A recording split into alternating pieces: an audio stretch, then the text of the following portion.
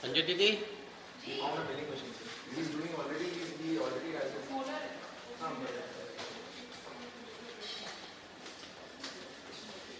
वाला टेबल है ना? ये वाला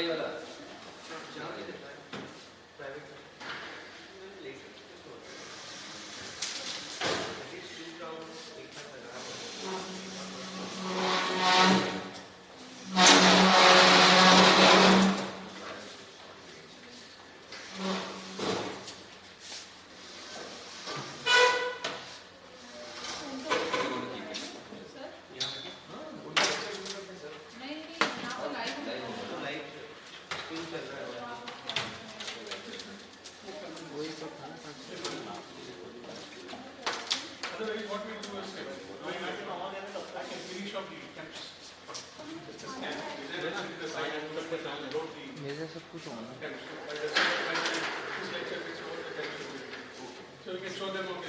दीदी एक ग्रीन क्लोथ था अपने पास एक बार वो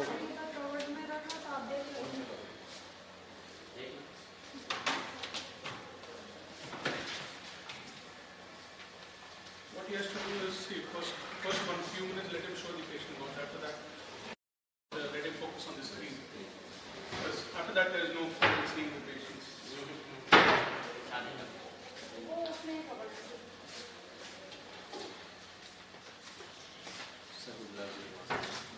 Gloves. Mask is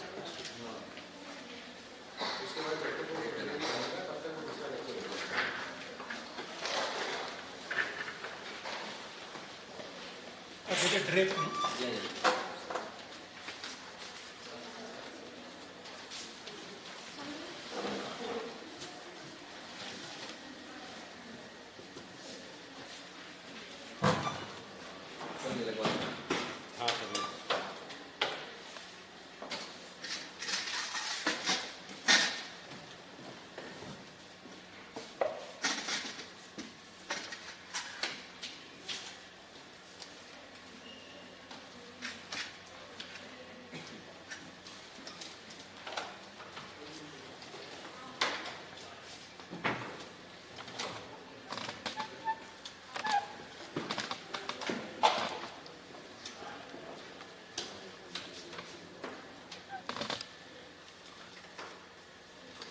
आपको मैं बोलता हूँ, जब मैं बोलता हूँ ना, आप वो स्क्रीन पर कंप्यूटर स्क्रीन पहले शुरुआत पे यहाँ पे लेना स्क्रीन पे ले लेना तब आप बोलोगे जब वहाँ पर लेना है ये वैसे ये पोल है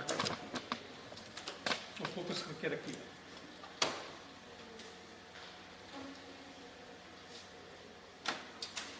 साउंड जाएगा ना? हाँ साउंड जा रहा है ऑलरेडी में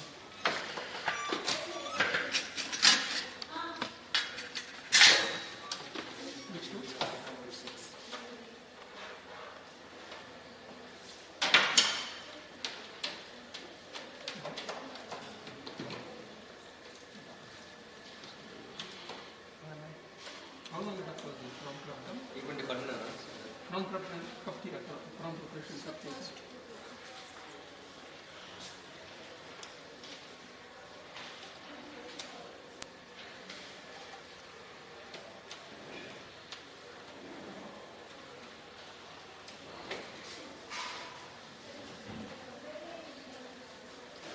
हमारे जैसे साउंड जाएगा ना वहाँ पे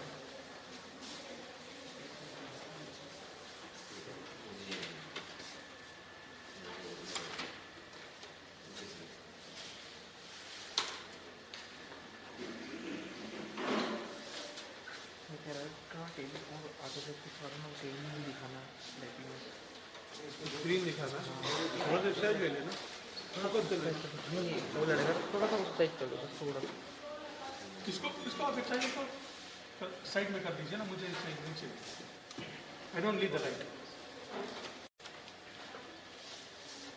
सही आप देखो नहीं उसको कह रहा था थोड़ा सा टेबल आगे कर दीजिए आप मॉनिटर कोई problem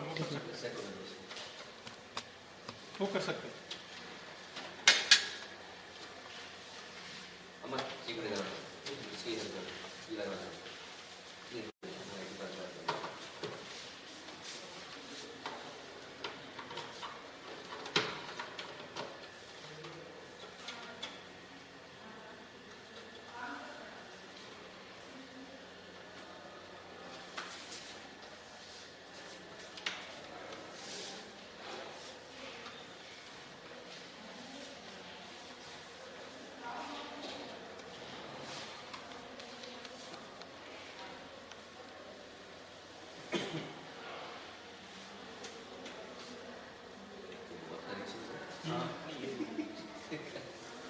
connections. So a lot of poor people are trying their best to get a mobile scanner. Prime scan is like they're launching maybe in 2 months time. Totally ideas. But again, it's the same. Cabling will be the same.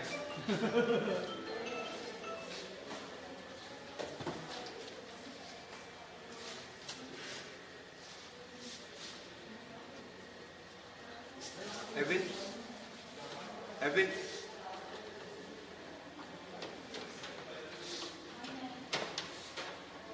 Evan.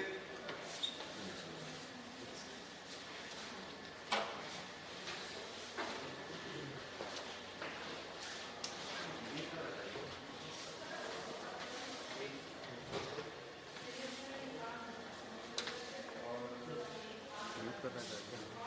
नहीं, फिर आवाज़ क्यों नहीं आ रही है? चल रहा निकाल कर बस सुन ना कैसे देख लो तुम्हारे ये इधर उधर हाथ में कुछ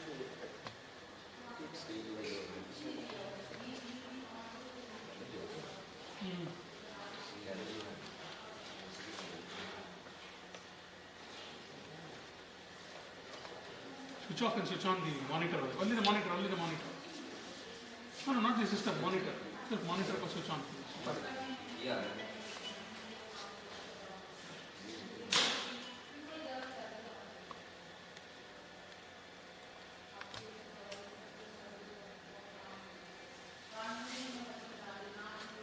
Bonus is what time? Minus 11:30. 10:30 we have to start his lecture. No, what you can do is 10:30 let him start. Yeah. Panels let him finish and after that you can take it up, no? Because I think he requires 1 hour. He'll take 1 hour, Panas will just get half an hour. So he's also not keeping well, he's having to get his phone call. Message me. Again, it's on laptop, you can stand by me. So the display connection is not correct.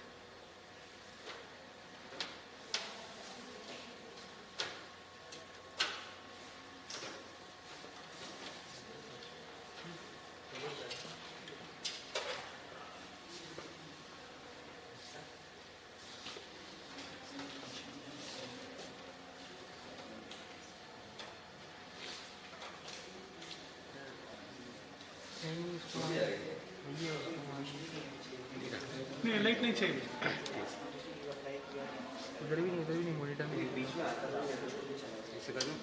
हाँ वैसे कर दो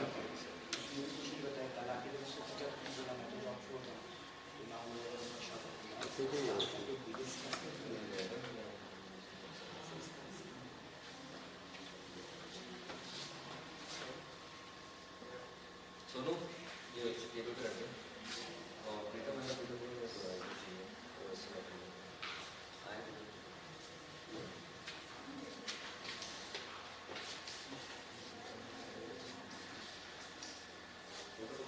you can just enter start the channel. Select connect only no? This is yeah. you can go like that. अब आप देख सकते हो भैया भैया जी ये जो लाइट है वो चालू है हाँ दिख रहा है ऑफ लाइट नहीं चाहिए मुझे लाइट नहीं चाहिए ऊपर कर देना जब आप बोलेंगे जब दिखाना है वहाँ पर है ना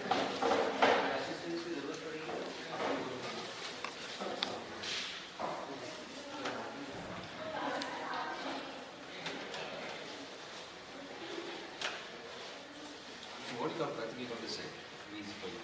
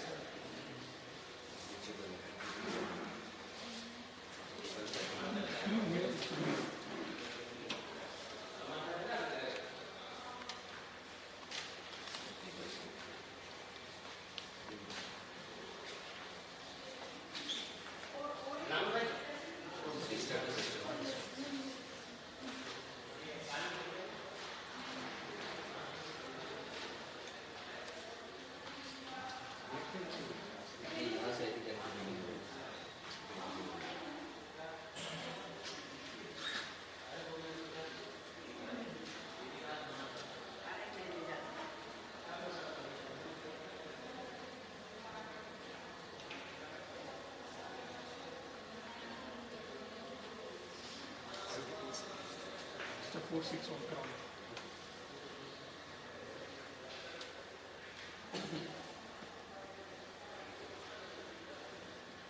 It will be quadrant standards.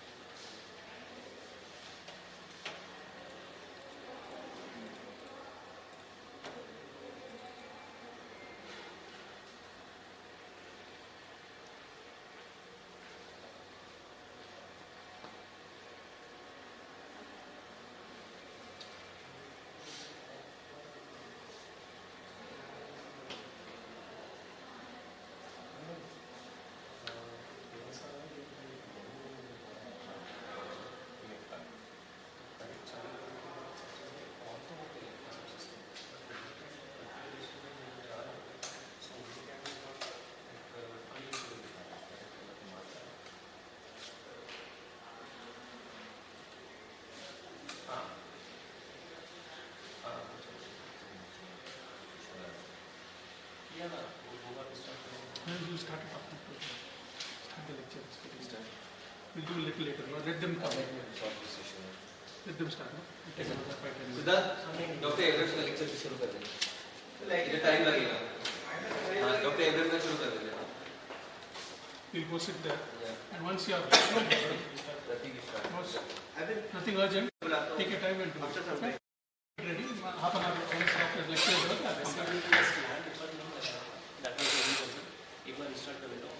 कर दीजिए आप आराम से वो कैलिब्रेट पे करके रखते हैं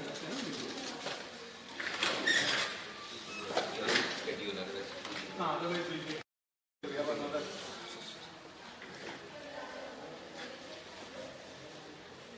बेटा आप पूछे तो लेक्चर में बैठ जाओ जैसे अभी कुछ साथ पता ही रहेगा लेक्चर में चलना है सुनो और कहीं नहीं अंदर auditorium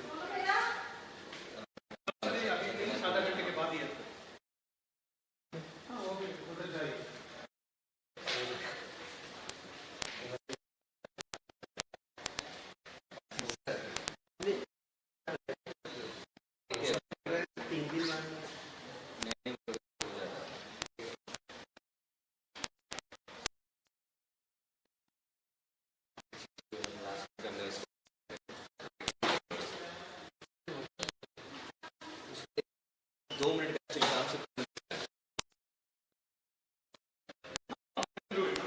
Let them start the lecture there, otherwise it's getting delayed.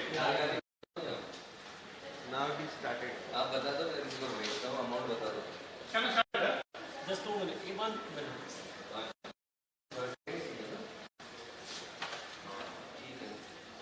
तो कहाँ पे लाल घाटी में ना वो ये है ना Yes, correct. वहाँ पे रुक जाना मैं भेजता हूँ He started now it started started the lecture. How the student, no? ऐसे तो हाँ पता चालू रमेश दादा Sorry, check everything is working then only will make a sense I will. Ready. Get ready. Started. Again. Then it's okay, leave it. Leave it. Ramesh दादा Then. No. They started the lecture after that only. then between my lecture and his lecture we can switch over अभी जिसका जैसे हाँ Every time you have to do it. No, just to be sure that everything is there. And providing a platform to interact with all the experts who are here. I feel I'm a bit a misfit in this contest.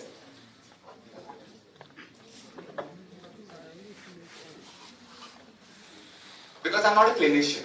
I was a clinician, but from last 5 years, I believe, I'm more an academician. Okay. I like to walk and talk. So, yeah. So now I'm more an academician, researcher, and converted into an investigator. So as a dentist, I have used 3D forensics right from 2016 for my research. But very lately, I was able to involve the 3D forensics, or I would say the 3D technology in my real caseworks. So, which were sort of I believe it was challenging for me, but I was able to convince both the jury, the law enforcement, and now I'm very much happy. So taking to my institution, greetings from Gujarat. This is the place where I work, the National Forensic Science University. Again, why I consider myself a misfit, because I do not come under the Ministry of Health. Normally, all the dental surgeons. Like my boss is the Home, the Department of Home, or I would say the Ministry of Home Affairs. So this is my institute. This is the place where we conduct a lot of the academic research and the training programs for the students, for the professionals, for all the officers, both in India and abroad. The Laboratory of Forensic Odontology and Radiology. So as I said, I started my journey in 3D right from 2016, when I was pursuing my one of my research with, as it was the first independent research work. Normally we talk about bite mark investigation cases. So I thought, let's not get into the normal bite marks. Let me try something very different. So I started investigating the non-human bite mark cases. Again, one of the oral radiologists from Ahmedabad itself, so he guided me. He said, "Aapne jo bhi kiya, barabar kiya, theek hai." Now there's one new technology. I believe 6-7 years back, 2016, to be very honest, yeah. So he said, CVCT का कुछ utilization करो यार. मतलब you are doing everything in a proper manner. Manual, conventional methods are good, but why don't you incorporate CVCT in your work? I said, ठीक है. So he guided me. We took certain impressions of the animals and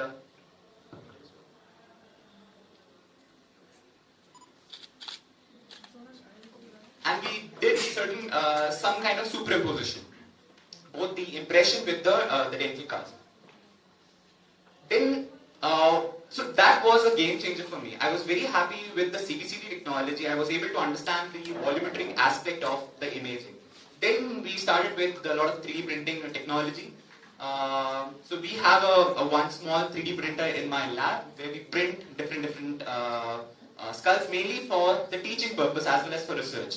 And we do a lot of training activities mainly on forensic facial reconstruction. So we don't touch the original skull. It's not advisable because it's an evidence. We have to give back to the law enforcement agency.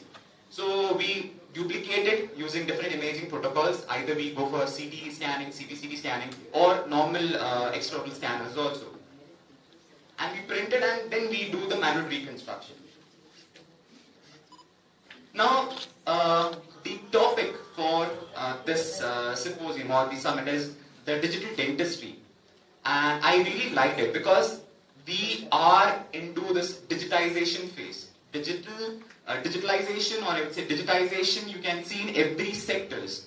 Not only in dentistry, we have seen a paradigm shift in terms of technology in the education field.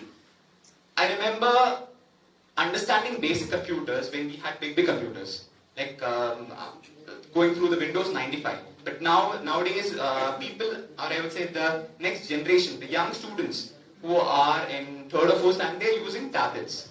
They're using iPhones, iPads. Okay, so that's how the technology shift has occurred. We have also seen this kind of digitization in automotive industry, mechanical industry, in medical industry. So it is, I would say, the need of the hour for all the dentists to accept this. If we are not accepting digital dentistry now, maybe we will be out of the game. So, talking about the digitization in dentistry, we have patient management software. Earlier we were talking about my UG days, even the dental students or interns working in OMR department, you have long sheets. You keep on writing. But when you are practicing in your dental office, you are using this kind of patient management softwares. Okay, so that we have the appointment system ready. Okay, we can follow it up with the next appointments. So we have these patient management softwares. We are using the cameras for photography. We are using the intraoral scanners for the digitization, or I would say, without taking the impression, we don't want now plaster models, or we don't want to mess up our hands with the algae. So we are using the intraoral scanners to get this kind of beautiful models. And also, we are using this kind of surgical guides to make our implantological works much more easier. Now, talking about 3D in forensics, in India, people were not ready to accept. We always have, with due respect to all my senior colleagues and my mentors, they were not ready to accept digitization. They were happy with manual things. Okay, why to go for intraoral scanner? We are happy with algorithmic. Impression aa raha hai. Okay, we can make plaster models. Why to print it? Okay, why to have this kind of a big setup? Same kind of mindset was also there in forensics, in the law enforcement agency. I had to give a lot of examples that European countries, Western countries have accepted it. Even the jury, they are accepting 3D models in the court of law. Okay, and now if at all we are not accepting, then India piche hai jayega. So talking about 3D in general, I'll be covering the 3D imaging part, or I would say 3D scanning. 3D scanning is basically a mechanical engineering terminology. When we talk about imaging, it's the medical terminology. We do a lot of modeling because we have beach wala phase. The 3D scanning, more of data acquisition. Then we have the modeling part where we do a lot of processing, both in terms of 2D documentation as well as the 3D reconstruction, and finally the 3D printing. Now, what exactly is 3D? Or when we talk about the digital data, the left side, whatever you see, is a kind of a square. It's a two-dimensional image, whereas the right side, it's a cube. Okay. I remember playing video games, okay, Mario, so which was more of a 2D. But very recently, when I was able to appreciate the 3D version of the Mario, which gave me a kind of a more interactive kind of a platform. Now, why I keep promoting 3D in forensics is it is quick. Yes, you can capture the data. You can with a better quality, ease of sharing. Sitting in India, or else I would say sitting at my office, I've shared my cases to my peers, or I would say people working in UK, US, and getting their opinions, how to go about it. So a kind of a similar practice is being now seen even in clinicians. Okay, sitting at their dental office, they directly share the file to the dental laboratory, and it helps them to communicate, customize. Customization is very important. So ease of sharing, accuracy. There are hundreds of papers stating how the digital models or how the 3D printed models are accurate. Definitely depending upon different technologies, and non-invasive nature in terms of forensics. Because whenever we talk about forensics from the medical setup, we give it's more of a autopsy. So Kartna, okay, it's more of invasive in nature. So I say, why you want to destroy the evidence? Do I need a mic? Yes. Okay.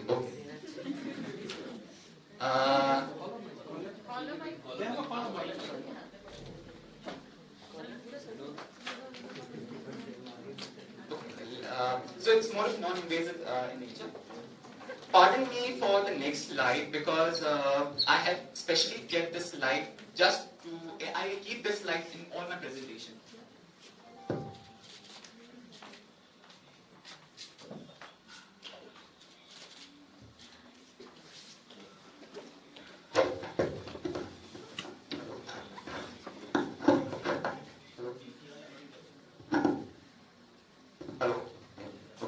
So I keep this particular presentation mainly to make the law enforcement agencies understand why 3D is important.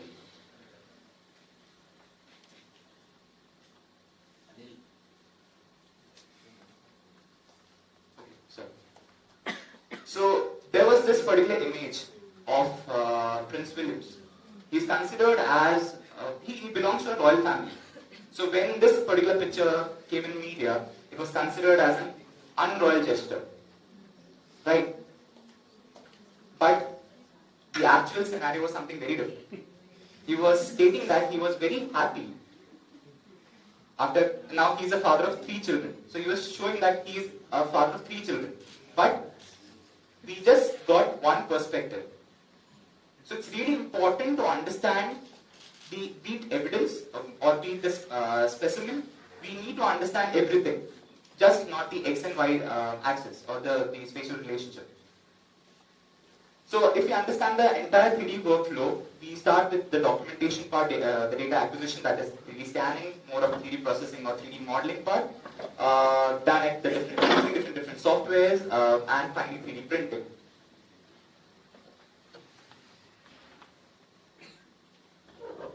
Now, talking about the 3D scanning, which is simple, like in a simple words, I would say just data acquisition. Data acquisition, capturing the information in 3 planes, that is X, Y, and Z coordinates. We can capture any information.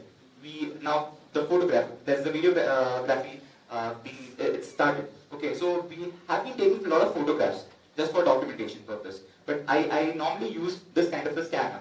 So this is this was a case where the entire room was lit up, and there was a lot of documentation to be done. So it is very difficult to photograph each and every evidences, each and every from different angles. So we just kept this particular scanner, which documents the entire thing. It goes tuck, and documents. So I just have to place the scanner at different places, and I get the entire 3D model in my computer system. Even forensic experts have utilized this kind of a 3D technology in Western countries. So first you can see a mummified body being exposed to a CD scanner. Mainly for the volumetric imaging, we can, without opening I would say without removing the clothes, we can understand what would be the cause, manner of the death, if there is any kind of trauma. So volumetric imaging, the CD definitely helps. So we can understand if there is any kind of fracture. In a similar manner, this kind of an archaeologist or anthropologist, they use the light-based scanners to document it.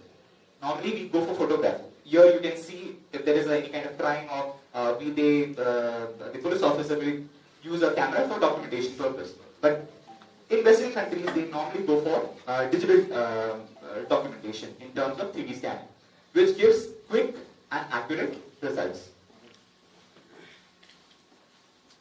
So basically 3D scanning has they are of 2 types, 3D surface scanners as well as volumetric scanners. We get a point cloud data in terms of the surface scanner, whereas we get a kind of the entire volumetric image, because the CVCT or CT, we get a DICOM file, so which is a medical data.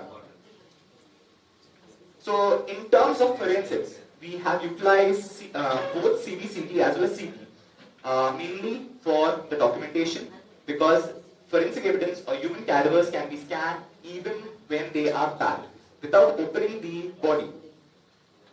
Visualization of internal features are possible. You don't have to go for autopsy, you can see. 3D reconstruction is possible using the individual images, slices, and more to that, we can appreciate both internal anatomy as well as the external anatomy. I also use the extraoral scanner, which is it works like the intraoral scan itself, more of a light processing device. So it captures the image based on the light. So it gives me quick results for the digitization, because I don't give this kind of original samples to my students. If at all we remember our first years in anatomy, I'm sure everyone would have either dropped one of the bone. Okay. And the moment, so if you understand, the morphology will change after a period of year. There will be a lot of cracks. There are so we normally don't. I normally don't use it for my teaching purpose. So 3D 3D surface scanner provides high resolution, both in terms of surface texture as well as color data. It is affordable in terms of volumetric scanner. Installing a CT machine, installing a CBCT machine is quite expensive, but when we talk about the surface scanner, it is much more economical, I would say. More to that, I use it for my daily practices. Why? Because it does not emit any kind of harmful radiation. And I also give this kind of a setup to my students.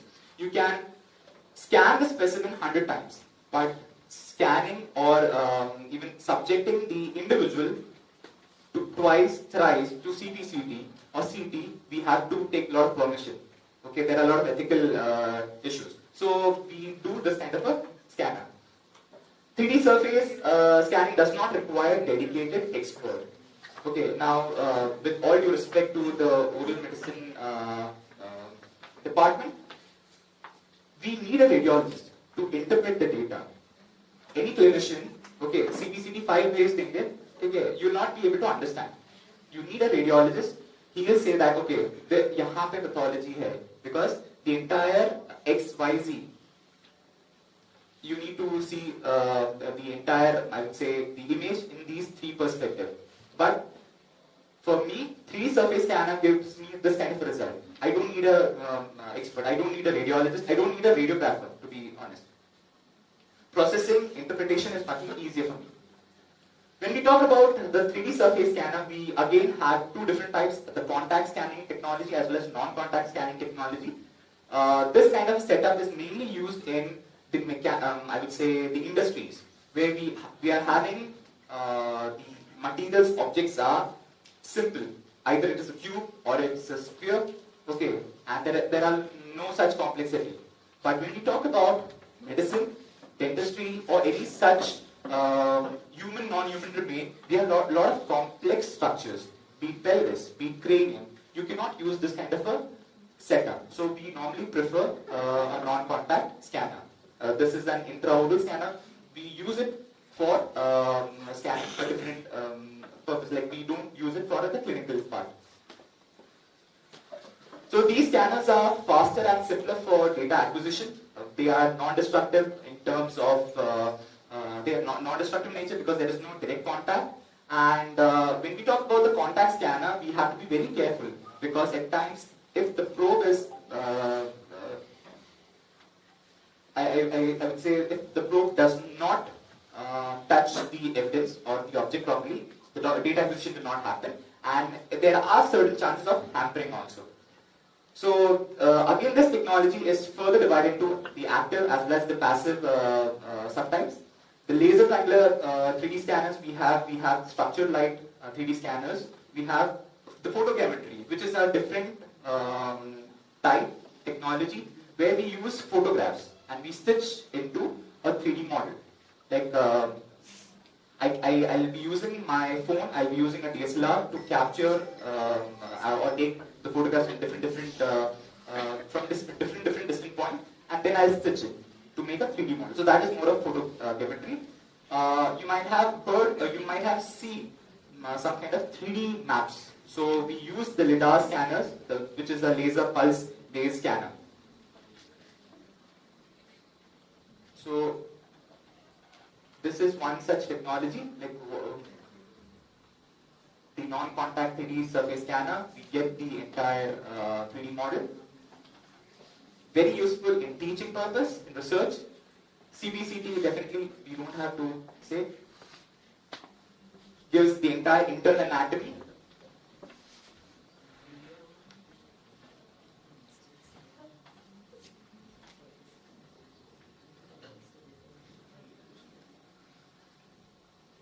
And I work with the medical radiologist mainly for the CT scanning part because at times when we are exposing the cranium for CT, we don't have the FOV is quite smaller, so we don't get the vertex and the occipital part.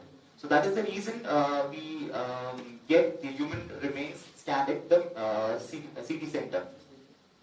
Now talking of the basic research practices from forensic part. Be it odontology, anthropology. We normally recover the human remains, dental remains from the scene of incident. The first part is we document it. We do a lot of inventory. Okay, that's how even a clinician works. Patient comes to the dental clinic or hospital, we start documenting what all are the positive findings, what are the negative findings. And in terms of forensics, we then try to establish the ID based on the current statistics which is available. We are establishing the age, we establish the sex of an individual, we establish the ancestry. So we know that if the measurement is this, probability of male would be more, female less. So we try to establish. So these were some of the conventional basic research practices. But now, if I say, in the last 2-3 years, there has been a shift in forensic research practices also. Again, they are into the 3D part. Be 3D histology, be 3D mapping. They are understanding the trauma from the 3D part. So by taking the superimposition, we create the forensic facial reconstruction, talking about the facial recognition part. So again, everything is, we talk about the 3D. Or I would say, be histology, anatomy, advanced practices, we are going into the digital part. So, digital forensics, or I would say, it has really helped me mainly in the documentation part, in the analytical procedures, mainly in the virtual reconstruction and facial reconstruction. So these are certain models like we have printed, we have built right from a small tooth. So you can appreciate there is the pulp was in a different color and the outer structure was in a different color. Then the entire cranium, the mandible. This was a case where we got fragmented specimen. We were able to virtually realign it, reconstruct it digitally and then print it. The original evidence was kept as it is. So then we morphometrics, we were able to do that and establish the identity. So talking about the documentation, it is the basic application in forensics. Documentation is important even in dentistry. Okay, so the archival data ensures that the actual state of the remains is as it is. We are not disturbing, we are not making any kind of changes in the, or else I would say alteration in any of the remains or the evidences. Moreover, the 3D data can be digitally be transferred to other forensic experts, allowing them for a second opinion. So before I prepare my report, I make sure that I get, it has been validated by Indian experts as well as the foreign experts. So we use the 3D imaging not only to scan a small element, but we have done the mapping of the entire building also, getting the entire digital data. So the conventional, we after using the digital scanner, we get unicolor data, but at the same time we also get the data in the original form. That's in the color information. We do a lot of 3D analysis, 3D modeling part. So analysis in terms of point-to-point, linear measurement. When we talk about odontometrics, anthropometrics, we do a lot of measurements. Mesiodistal, mesiodistal, that's mesiodistal, the buccolingual, the cross section, the cross measurements. Okay, we understand the crown height, root length, the total tooth length. Okay, now what we are doing is everything is digitized. We scan the specimen and entire morphometrics is done in the system without using the vernier calipers. So surface volumetric measurements are done, that is the linear measurement. Surface area we can calculate, volume and the surface curvatures can also be used. So at the end, these measurements helps me to establish the ID, that is through age estimation, through sex determination part. So I was talking about this kind of reconstruction. Earlier, this was taken from one of the oldest paper in 1970s. So whenever forensic cases come, so this is how we get the cases. We don't get normal cases. So we have to establish the identity. So we have to first establish whether all these remains belongs to one person or not. So we conventionally what they do is they use a lot of adhesives. Okay, like Fevikwik. हम क्या करते हैं, denture टूट जाता है, फेविक्विक लगा देते हैं, right? Which is So we use a lot of adhesives, cyanoacrylate. Okay, but we have started using this virtual reconstruction technology. So we scan each and every specimen. Okay, we then build it. So it is more of forensic animation, or I would say 3D animation part. We got a copyright on mainly on the virtual reconstruction part in the incinerated specimens. Now, during COVID, there are a lot of fire cases in Gujarat. So we got a request that there are so many human remains coming. So how you can help us? So apart from conventional technology, we designed an entire protocol that apart from conventional technology, it's mandatory that we use virtual approach, that's the digital approach, document it, align it, print it if needed, and then analyze it. So again, like this is more of an SOP we had developed during the COVID.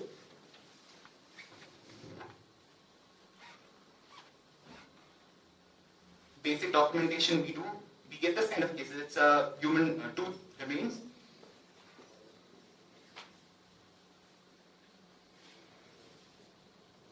We scan it using the intraoral scanner.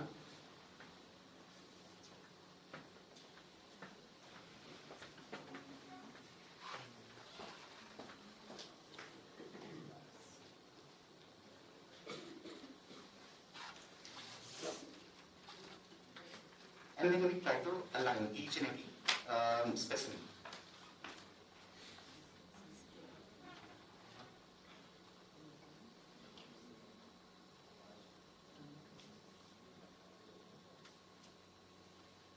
Now I am able to do my odontometrics. I can measure, if need, we can print it also.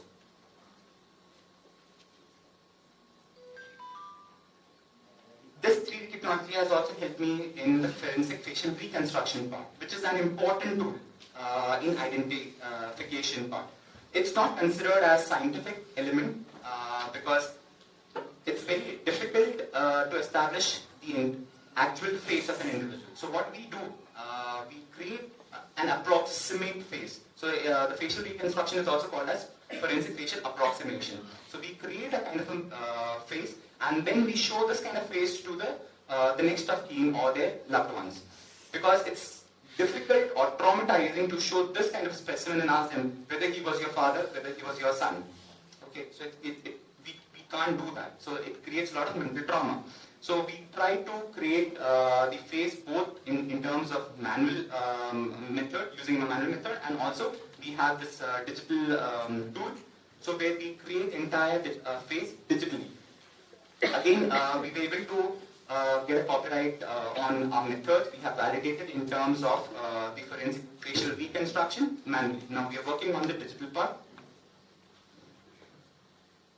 So that's how we create a face from the basic skull.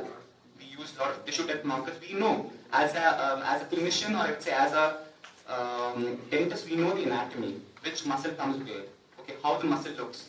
Okay, if we talk about the auricularis, so we know, okay, it is a round shape. Okay, so we place it accordingly, and then we create the entire face.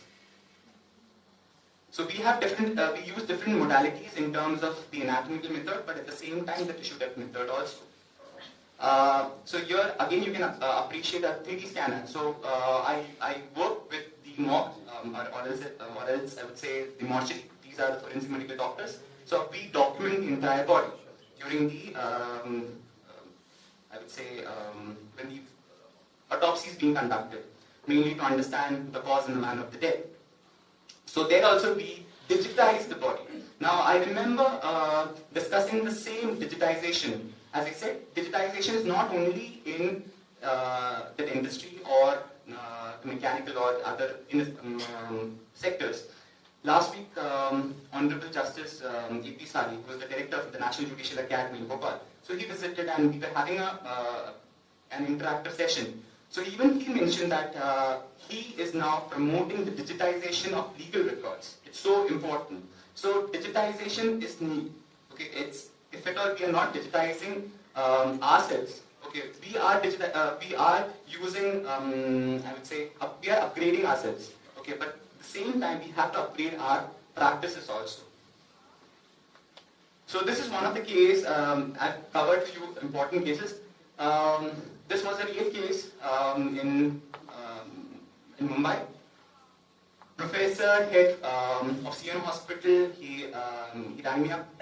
He said there is a body, okay, has been found. It is highly decomposed, and we want to. As a medical doctors, they know how to establish the identity. They know who the person is, like male, female. Okay, what is the tentative? But he was impressed with the work what I was doing in my lab. So he said, can we incorporate 3D technology? But during this time, I was traveling to Africa to do the university's work. So I said, sir, I cannot come down to your department with my scanner. But sir, you being in a medical institution, can you get the skull? I want a CT scan of it. So he said yes. So I deputed one of my students who was working there as an intern. So she cleaned the entire specimen. She got the entire CD of this skull. We then contacted IIT Mumbai because they had a 3D printer over there. We do have a 3D printer at my lab, but this being a confidential case, we wanted the identity not to be revealed. So the CD scanning was done at the CM hospital itself. The 3D printing was done at IIT Mumbai, and the files were given to me digitally. So the files were transferred. Okay, so he transferred from India, and I was there at Africa. We first started with the craniofacial superimposition. We got the antemortem records because, as I said, medical doctors, they know how to establish the identity. So male, female, what is the tentative age? They were able to. They gave this kind of report to the, I would say, the investigating officer, and the antemortem records were recovered. Based on one photograph, we tried using this 3D craniofacial superimposition. We also created the face on that 3D printed specimen. So the entire case was then solved using this 3D technology. Then we got a case where they had clearly mentioned that they want the 3D scanning technology to be used. So it was a denture. They wanted to establish the identity of the particular the person whose denture it is. So we scanned it and we started establishing through the anatomy, and it was quite worn, but however it was very difficult to establish whether it is male or female. So using the spa factor, which we normally understand or learn during the prostro days, so we tried to establish the age at least. We were not successful in establishing the sex, but we were able to establish the age. We had given the particular report to the director.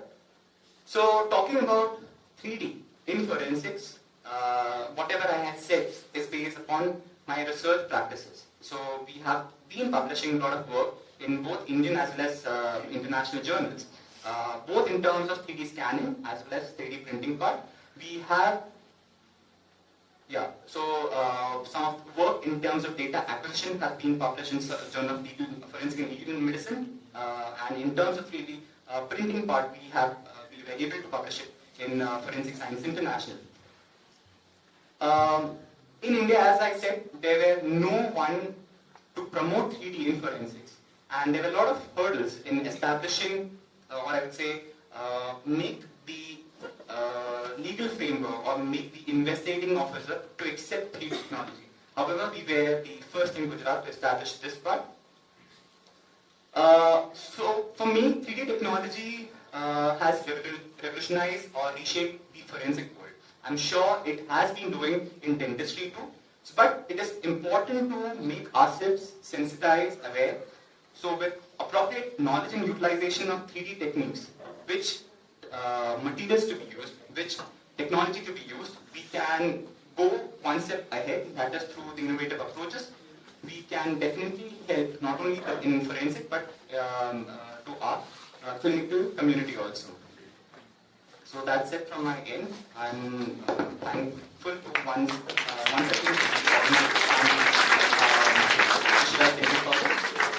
I'm looking for any questions.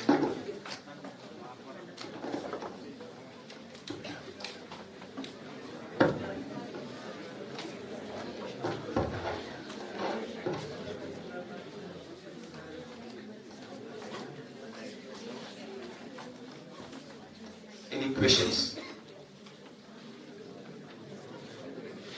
One, Yes. regarding the data that you are storing digitally, Yes. since the latest news that we are seeing that New Delhi aims, everything has been hacked. So what do you think? There are still some things which need to be worked on yet? Definitely, in terms of the data security, but in our university itself, we have a dedicated system. The server is set up, so whatever we are acquiring, we are putting there itself. So which is totally safe. It's there also and with you also. Yes, yes, yes. Don't you think that can also go correct? The chances are very less, but yeah, as the technology is upgrading, so every technology has its pros and cons. So definitely there are chances that that can also be hacked. So we will corrupt. Yes, yes, yes. But till date, I believe from 2016 I have been storing that information of all the. So it has definitely taken up a lot of my storage space virtually, but it has not got corrupted for now. Yeah.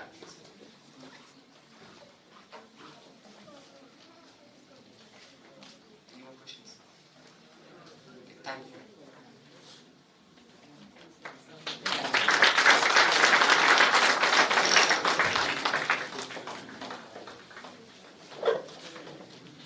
Thank you, sir, for sharing your knowledge on 3D in forensic. I would request Dr. S. Sashidhar, sir, to please felicitate Dr. Abraham Johnson, sir, with a token of appreciation.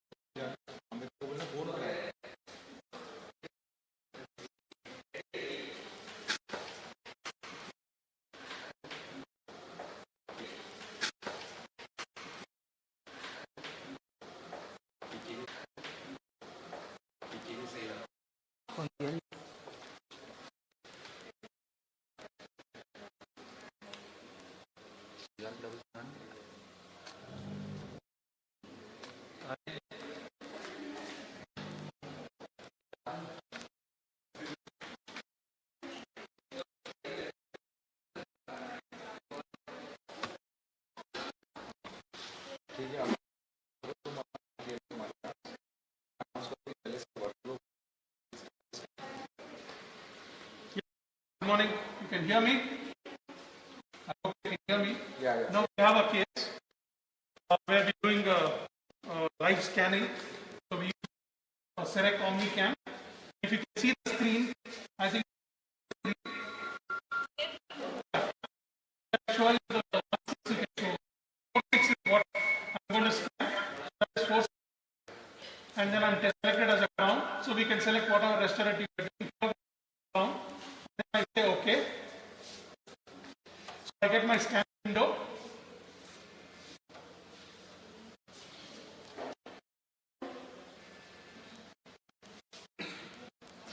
So this is the scanner.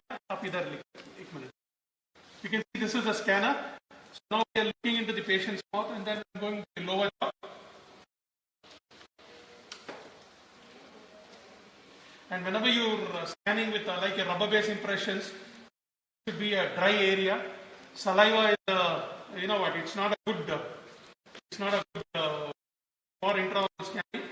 Usually, what we do is we have, you know, when we do history, usually our assistant or person is already retracting the cheek or the tongue, and then we can do it.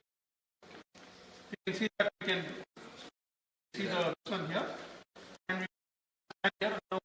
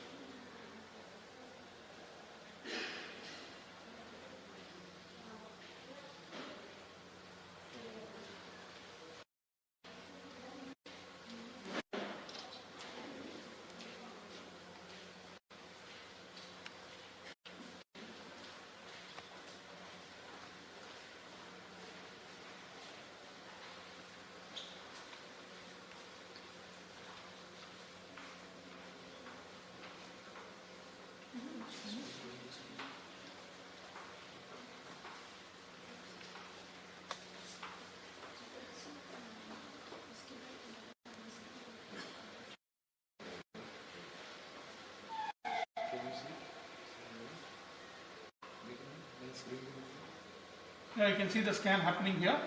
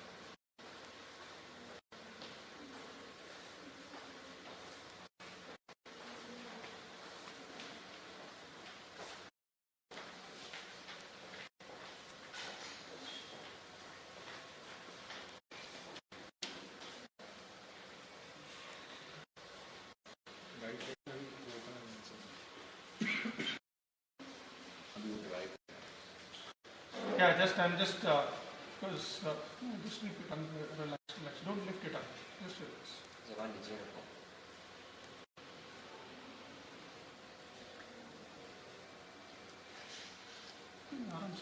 Just relax it.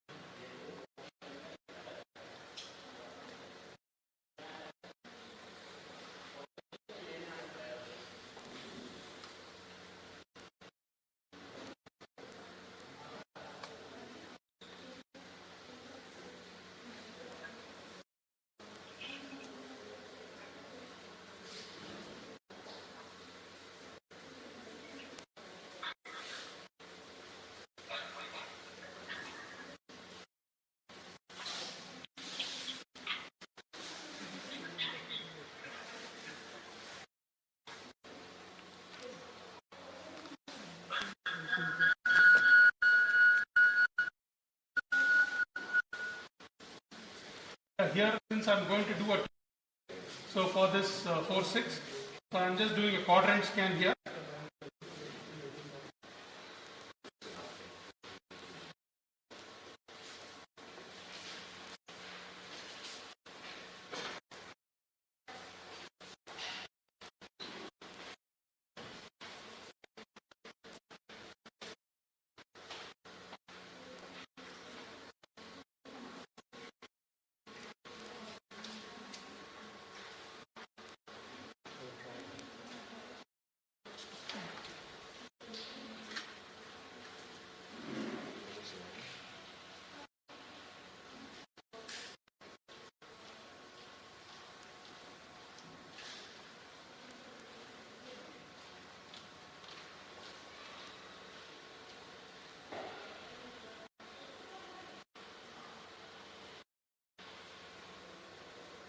Don't lift it up.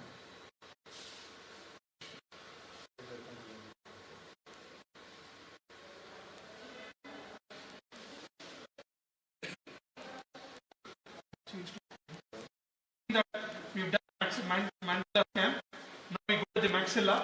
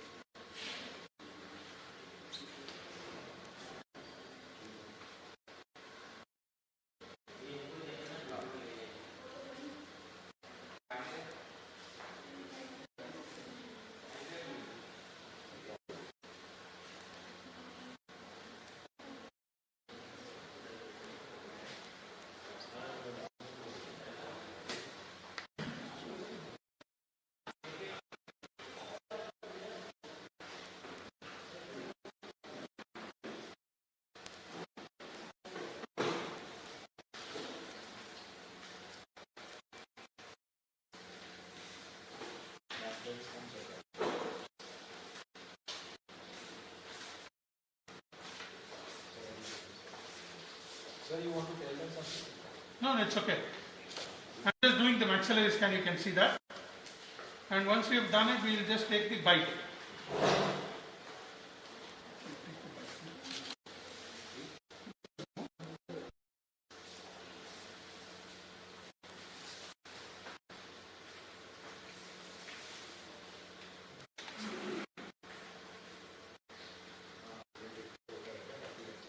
And you can see that the bite is already recorded.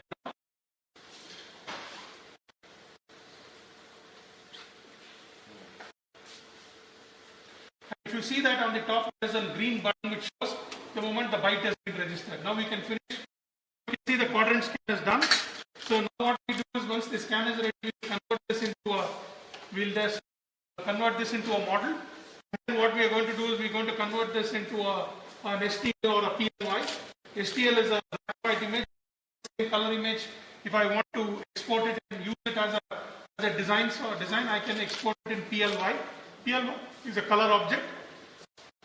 Once you do it, we take it to the CAD software, we'll design the crown in it, and then we will do a 3D print. Okay? So now we will go ahead with the lecture. What I'm going to do is I'm going to export this into my software, develop a crown, and we'll put it for 3D printing. And then once Dr. Pano's lecture is there, by then your temporary, we'll try it and fit in the patient's mouth. The temporary is also today. So it is, you know what? Normally a temporary to print, it will take about 20-25 minutes in a good printer. So you are doing it within a span of half an hour, able to give the temps to the patient and get them off if you have a printer inside your clinical practice. Okay? We will get back to the lecture and then we come back. Okay? Thank you. So you want to do one more scan with another printer or scan?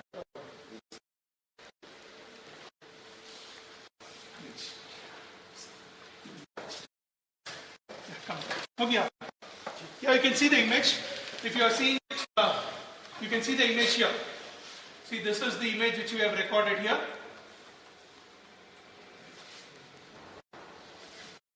So then I can set the model axis in the area or things like that. You can draw. See, this is a Serec software. Serec is a inbuilt system where you have the milling machine also chair side. So what you can do is you can also, continue the process, draw the margin line, develop the design and finish it off. So it's a single process. Here I'm not going to use a single process. I'm going to use it on a different software to work on it.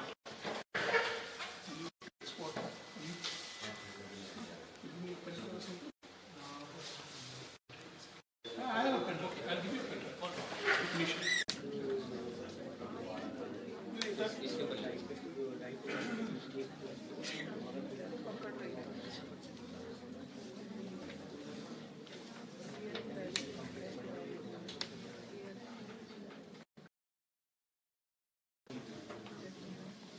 Yeah, you can see the surgical guide is printed here. It's a clear one, that's why you're not seeing. So what we will do is we'll just clean this now. You can finish the lecture and I'll show you later about the screen there. Yeah, you can continue.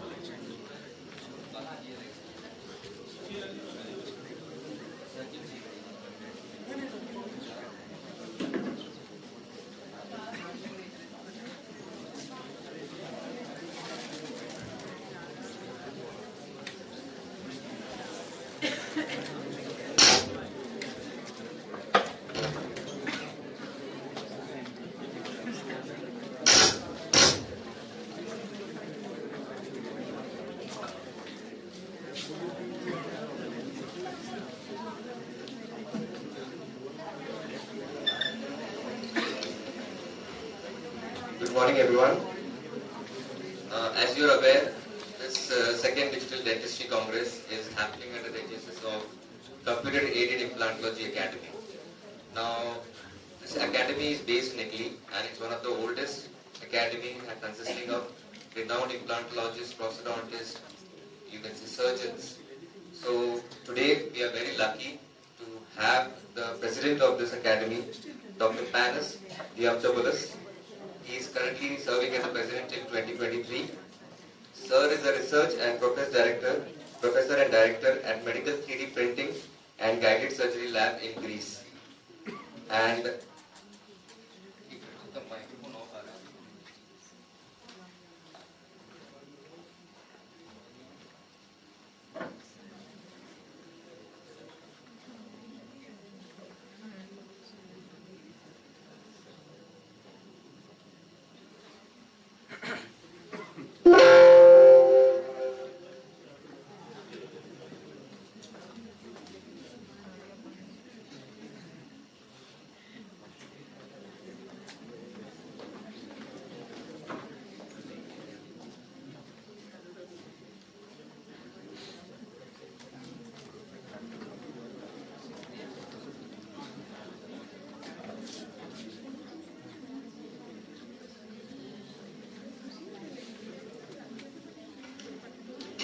Hello to you. Good morning to everybody. Please just send me a message when you think I can start my presentation. I'm very happy to be with you today.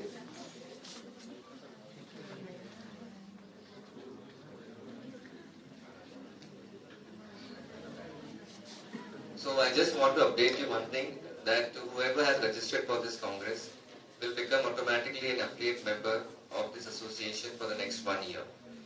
After completion of this 1 year, it's up to you whether you want to continue with this membership.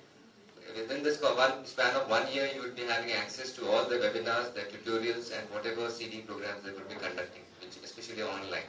So that's the benefit we are going to get from this CI Academy, which we call it. Okay. I hand over the presentation now to Dr. Panos. There's a problem. He will not be able to hear us, so whatever questions you have, you can just forward it to me. I will just forward it to him, then he can answer it.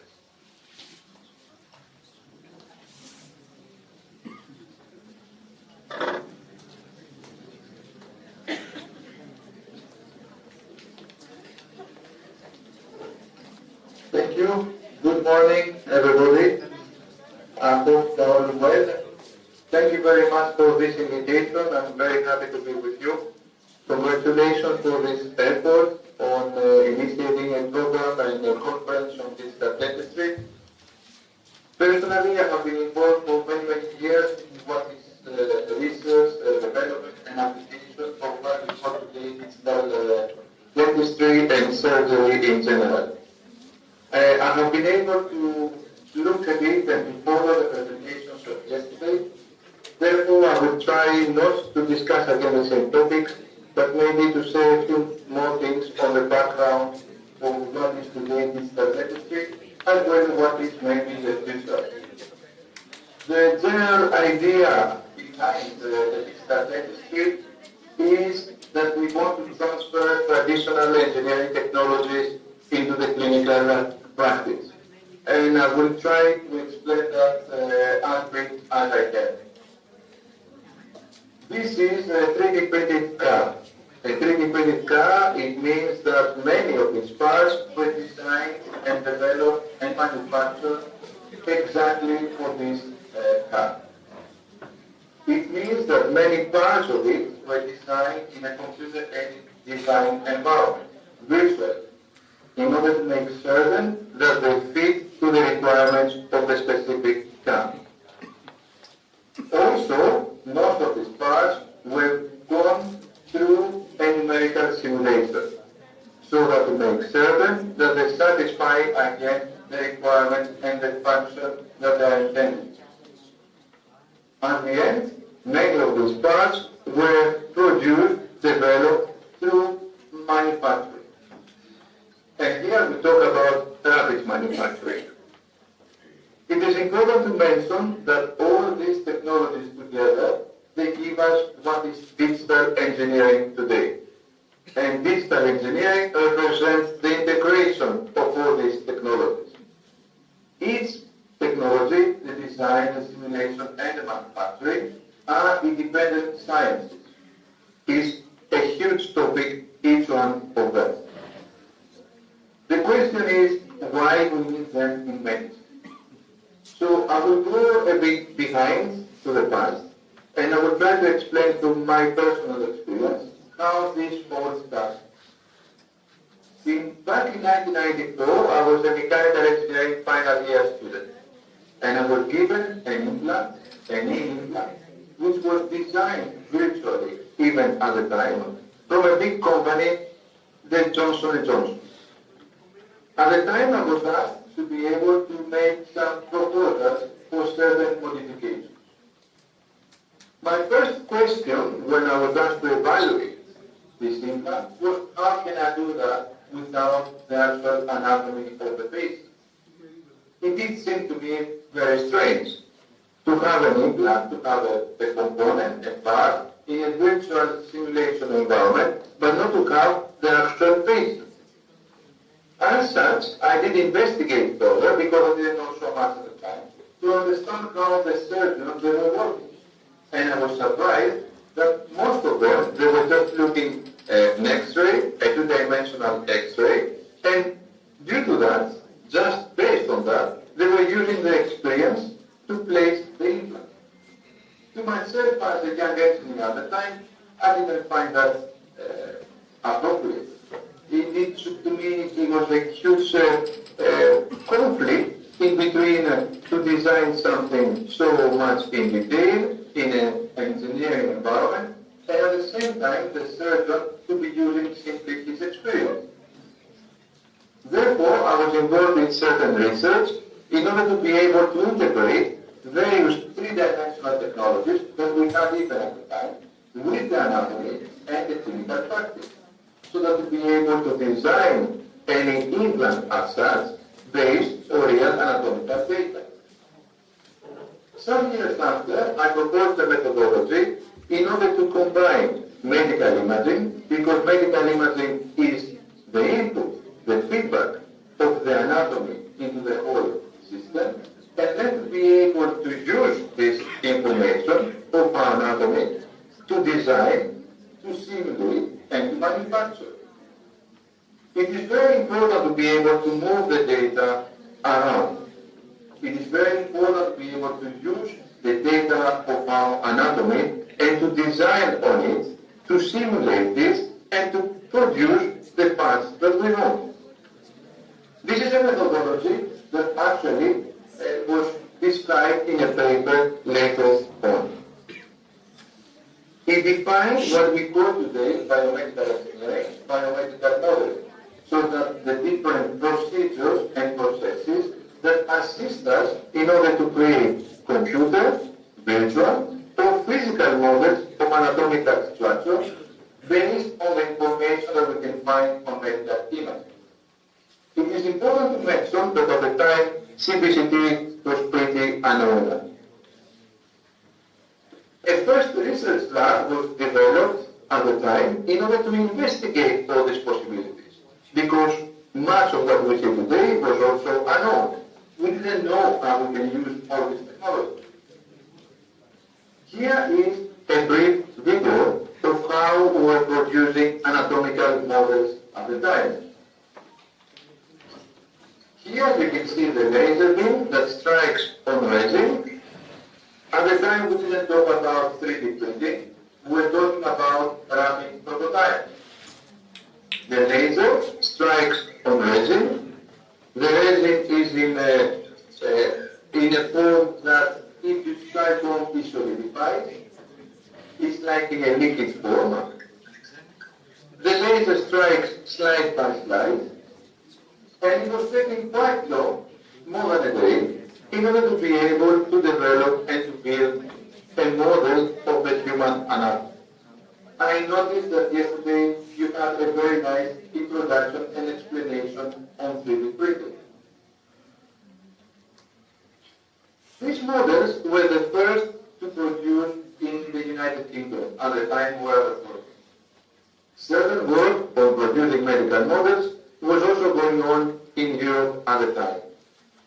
What we saw since the early days is that these models, they were very useful in order to see the pathology of the patient, give a tool at the hands of the doctor to work on so that to simulate any surgical operation, and at the same time it was very useful to communicate the problem with the patients and among the medical team. Maxillofacial surgery was one of the main specialties to apply these techniques because it was giving the possibility to exercise the different tools and the surgical practice. For example, to bend some plates. It was much easier, and still today is very much easier, to be able to bend tools like that on the model rather than to do that on the operation theater. As well, bone grafts. In special cases, heavy cases, it's, as I said, very, very useful to have the patient at the hands because everything can be done on the model, not on the patient. And of course, one of the big benefits is that we can do customized implants. Of course, the applications, they were not limited into the craniomaxillofacial region, but they were almost everywhere, like in orthopedics, in neurology, neurosurgery, as we see here a model with the brain tumor, that there are some artificial supports to keep it on the air, and so that the surgeon can visualize where the problem is, and so that to minimize the problem that he will create. Because when he will do the surgery, certainly he will do certain damage.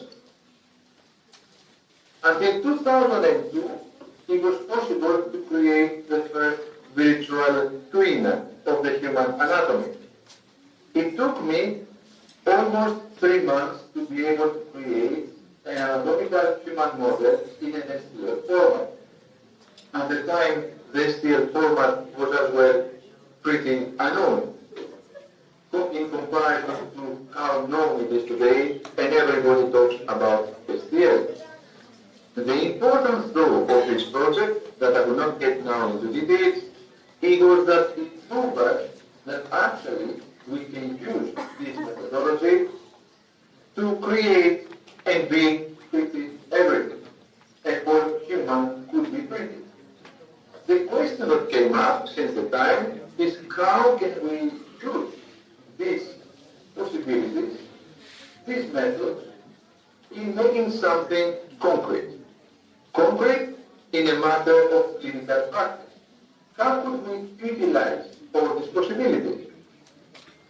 Of course, a lot of attention was drawn since many, many years backwards.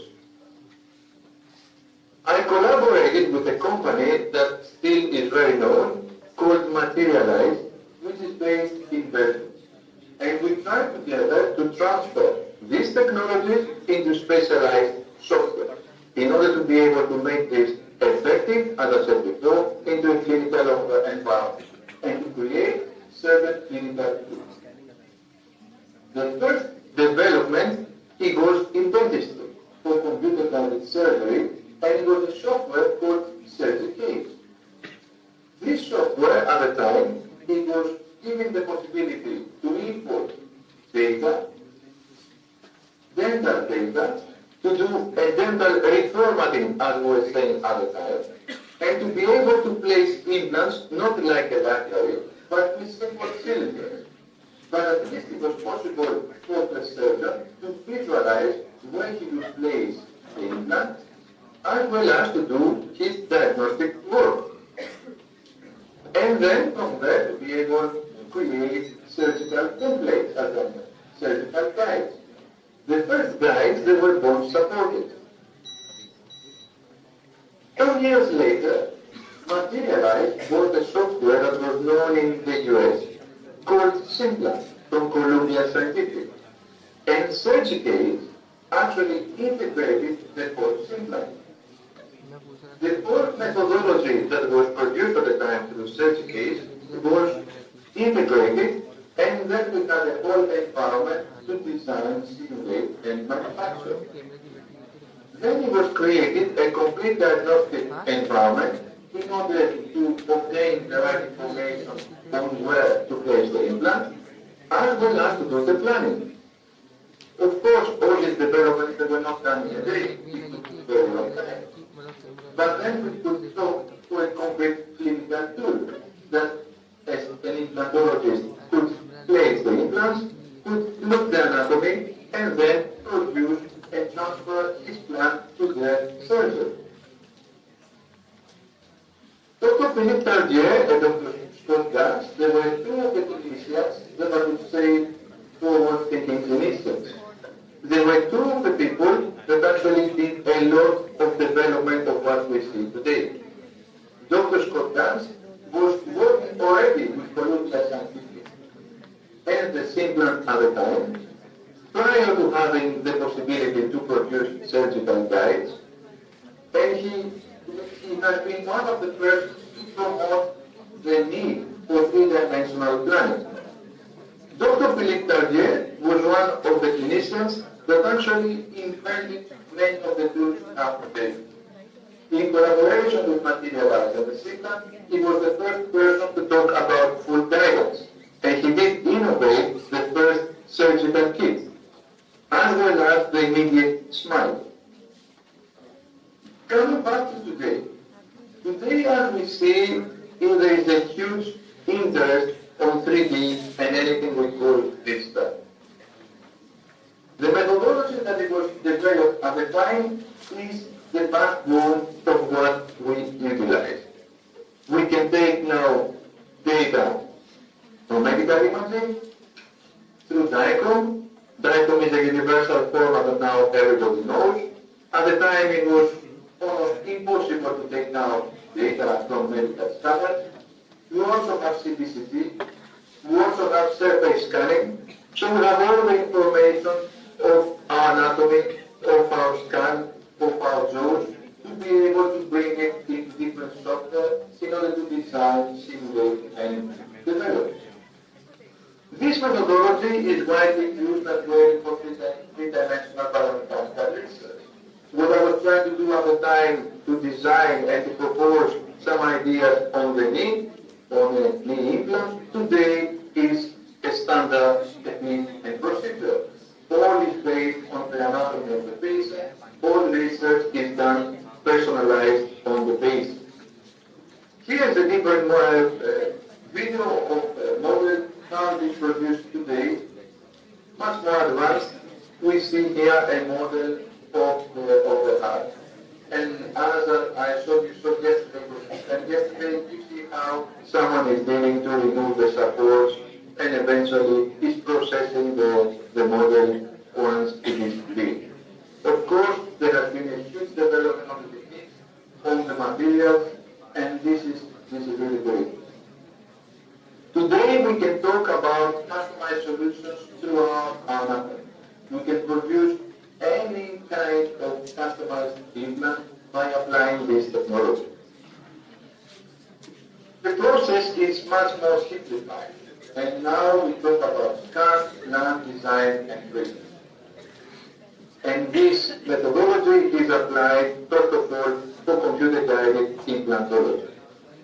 Here, a short video, which is not so young, it's quite old actually, that demonstrates the process of working when we talk about computer-guided dental implantology. We can have a 3D modeling of the patient where we can extract the teeth. There are libraries that it is possible to place the specific implant virtually. As it was explained, I showed yesterday how we can scan the plaster cast, the model, to integrate that within this environment, and then do the prosthetic-driven implantology as it is known these days. Also, there are tools to fix the teeth in order to make a plan as accurate and as predictable as possible. And then, of course, to bring the surgical guide. At the time, there was only one software. These days, there are so many different software titles. more or less all they do the same, but it has to do with what everybody likes, and it has to do with the user friendliness, and gradually more and more tools are developed. Here we see still on the video how the virtual plan is transferred into the actual surgery with a surgical guide. I saw that again it was explained that there are many different types of surgical guides. You can have a pilot guide, you can have a universal guide, so to accommodate different treats. You can have a full guidance guide, meaning that it's not only possible to guide the breathing, but it's also possible to guide the positioning of the implant as well as the prosthetic part. All these techniques and all these methods are today available to achieve an almost immediate restoration, but still we work for the final, producing something final that is not yet, I would say, reality. Similar techniques that were developed for computer-guided craniomaxillofacial surgery in order to do orthodontic surgery and produce the splints, all different osteotomy and extraction guides. Again, all that is done all virtually. And of course, too many different specialties again. Gradually, step by step, all these technologies are introduced almost everywhere in medicine. So, what we see today is that this engineering, the integration of the design, simulation, and manufacturing can lead to computer-guided surgery, can lead to minimally invasive techniques, this is the most important, and as well to personalized therapy, because every person is different. Not only we have these tools, but actually these days what we see is that we have the development of actual labs, engineering labs, into hospitals. This is moving very fast as well, and this is making the work of everybody much easier, so that a surgeon does not have to reach out to a company that is far away, but actually there is a lab using all these tools within the clinical hospital environment. This is facilitating a lot all the work, and of course all the development and innovation of the future too. Therefore, for us, for myself, and for anybody who worked all these years on developing this technology, is a dream come true. I can say that yes, we have certain imagination to predict what is going to happen, to see that we can use these tools to achieve what we see today, but of course, we didn't expect that suddenly it would become so much known and there would be so much interest. So, what is the distant future? From where we are now, where can we go? And what are the challenges?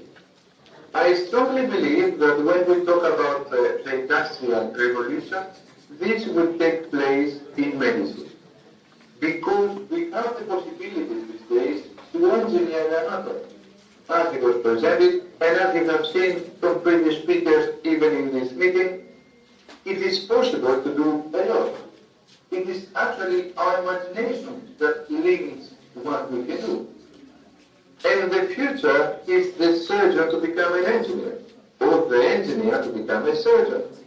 This could be gradually the integrate. But of course there are several challenges.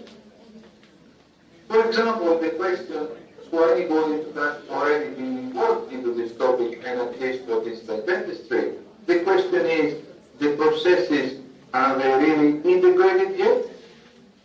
No, they're not. Even after 20 and more years, there are still many topics that are not fully resolved. For example, to move the data along the different software environments is not yet fully resolved. Automatic procedures.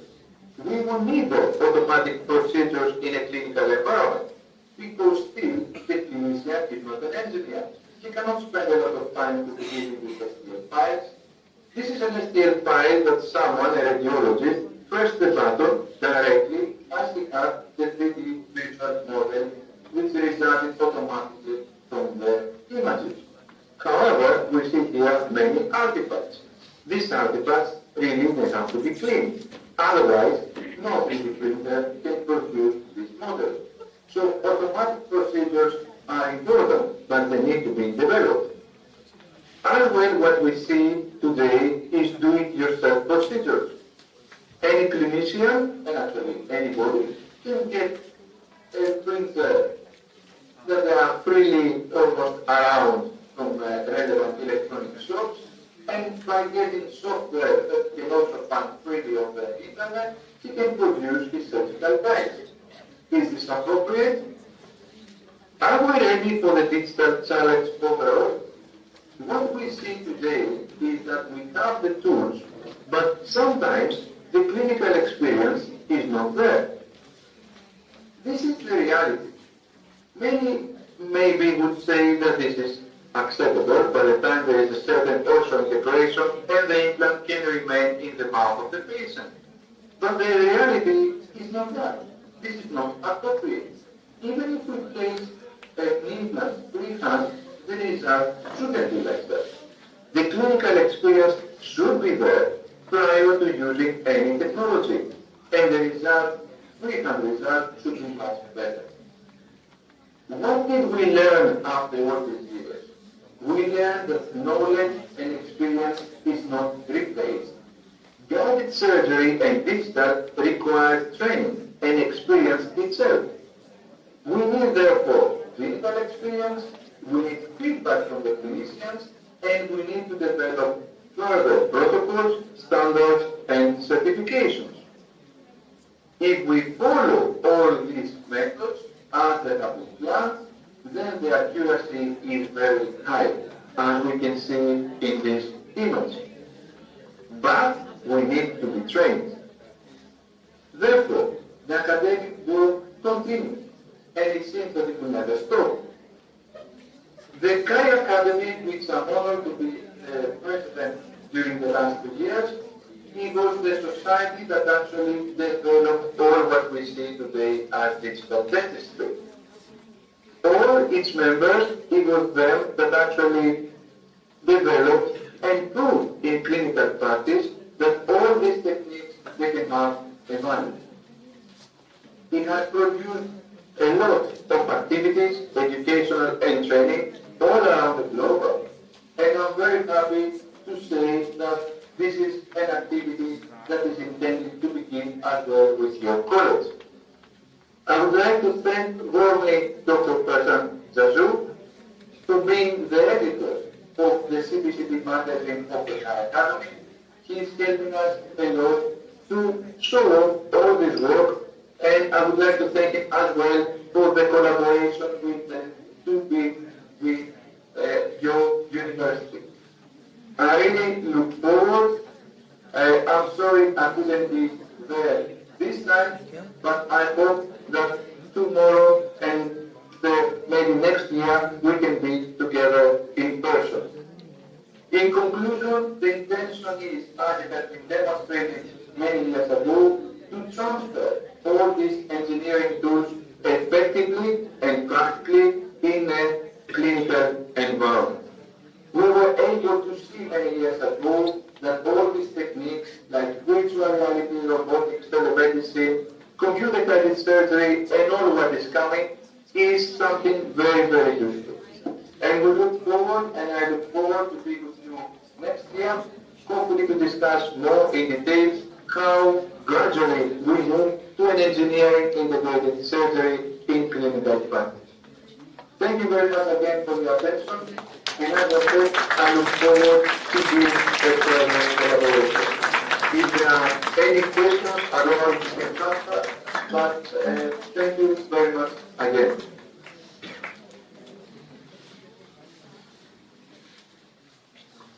Therefore, I leave you and I wish you a very nice day and the continuation of your conference. Congratulations again. Have a nice day.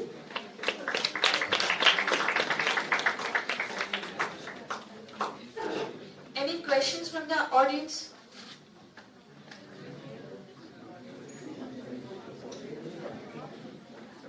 Thank you. I would like to call upon the stage Dr. Namrata Gulati ma'am, Professor, Department of Oral Pathology. introduce Dr. Prashant Jaju, sir.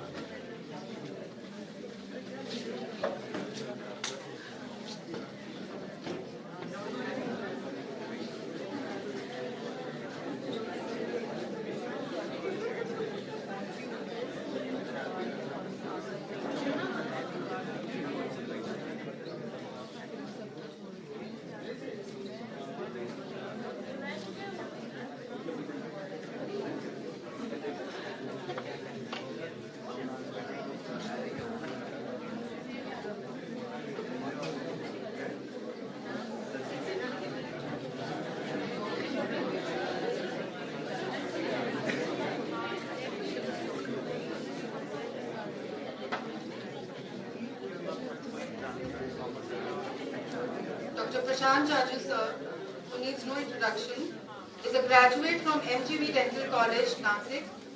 Sir completed his post-graduation in oral medicine and radiology from reputed Dr. D.Y. Patil Dental College, Pune.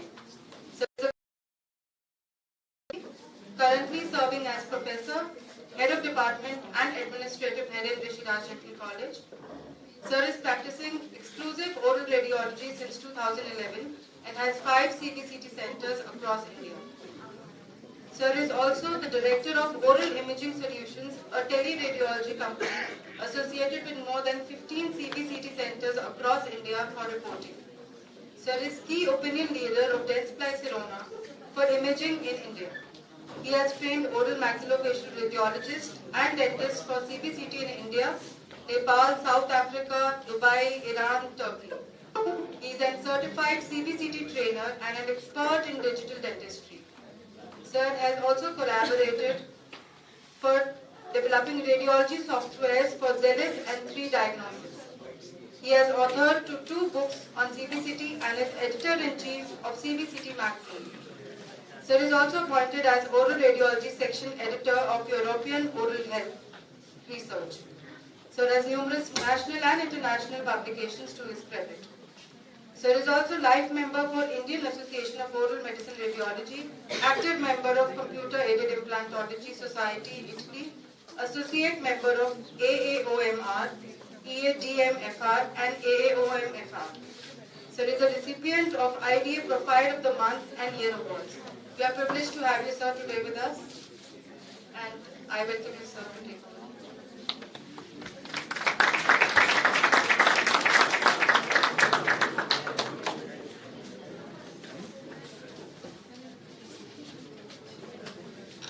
Thank you, ma'am.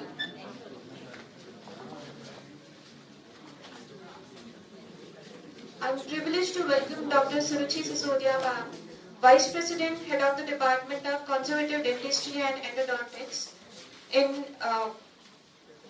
Ma'am is the DCI observer. We are honored to have you amongst ma'am. I request Dr.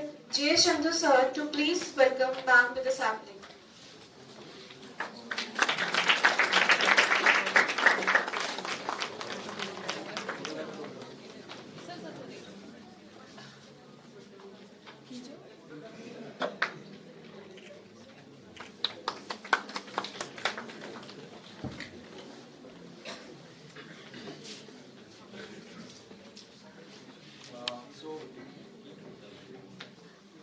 So before Dr. Prashant Jaju takes the stage, we have a small 10 minutes presentation by a lab called as DigiDent Lab. They are these DigiDent people. They are from Indore and they are the pioneers in the best of whatever is happening in the world of digital. They have one of the best scanners, printers, everything they have. And Mr. Vivek Bhatnagar is here. Mr. Vivek Bhatnagar is representing Digident, and they have some innovative new machines which they have incorporated into their lab about a couple of months back. And he wanted to enlighten all of us here about what Digident can do for your clinical practice. Mr. Vivek.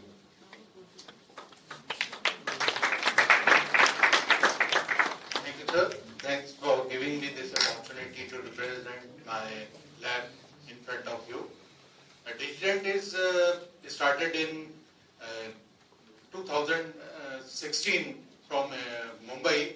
Then just after one year, we shifted to Indore for its strategic location and for better catering.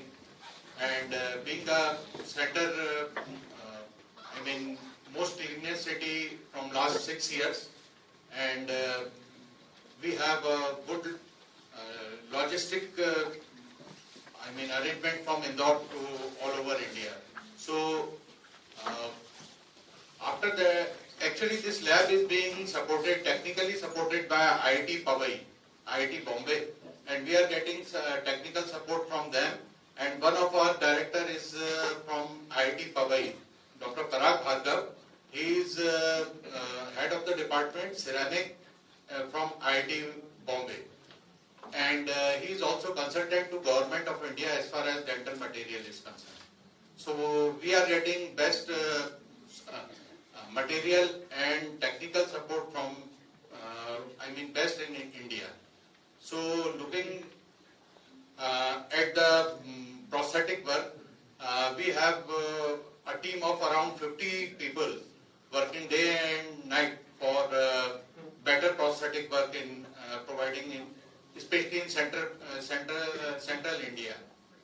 So second director is our Dr. Mr. Vittal Hipara. He is from Baroda, and he is a diamond merchant. So he is investing with us. And I am Vivek Bhatnagar, looking after entire business of the company. So as we are pioneer in providing implants. Digitally we are the first in India, in MP, to provide scanner services to lab as a scanner services to the doctors, and also we have a full high-tech setup at Indore, and at the same time we are doing R&D on technical aspect which you face in your day-to-day practice. So for that we have hired a Dr. Geet Chadda. He is associated with us. He is a gold medalist from Aurobindo Institute of Medical Sciences, Indore. So this is all about our technical support and technical background with us, and looking forward from you for long-term association in terms of prosthetic work. Thank you so much. Thank you.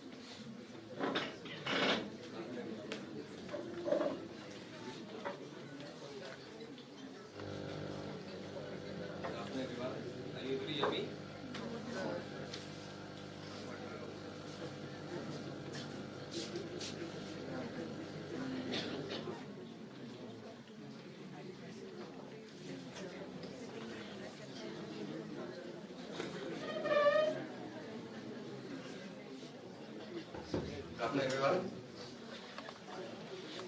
And I welcome you all again to the second day of Digital Dentistry Congress.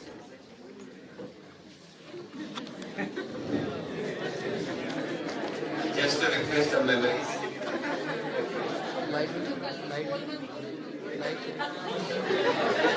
Audio दो, audio थोड़ा.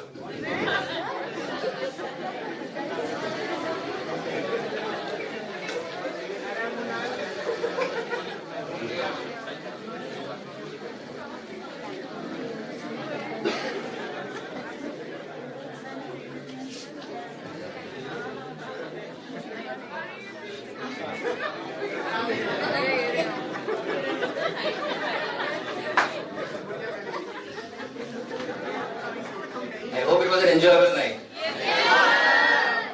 That's good. I'm sorry. What happened? Once more. Surely, next year. कल मुझे रात में बहुत तकलीफ हुई थी.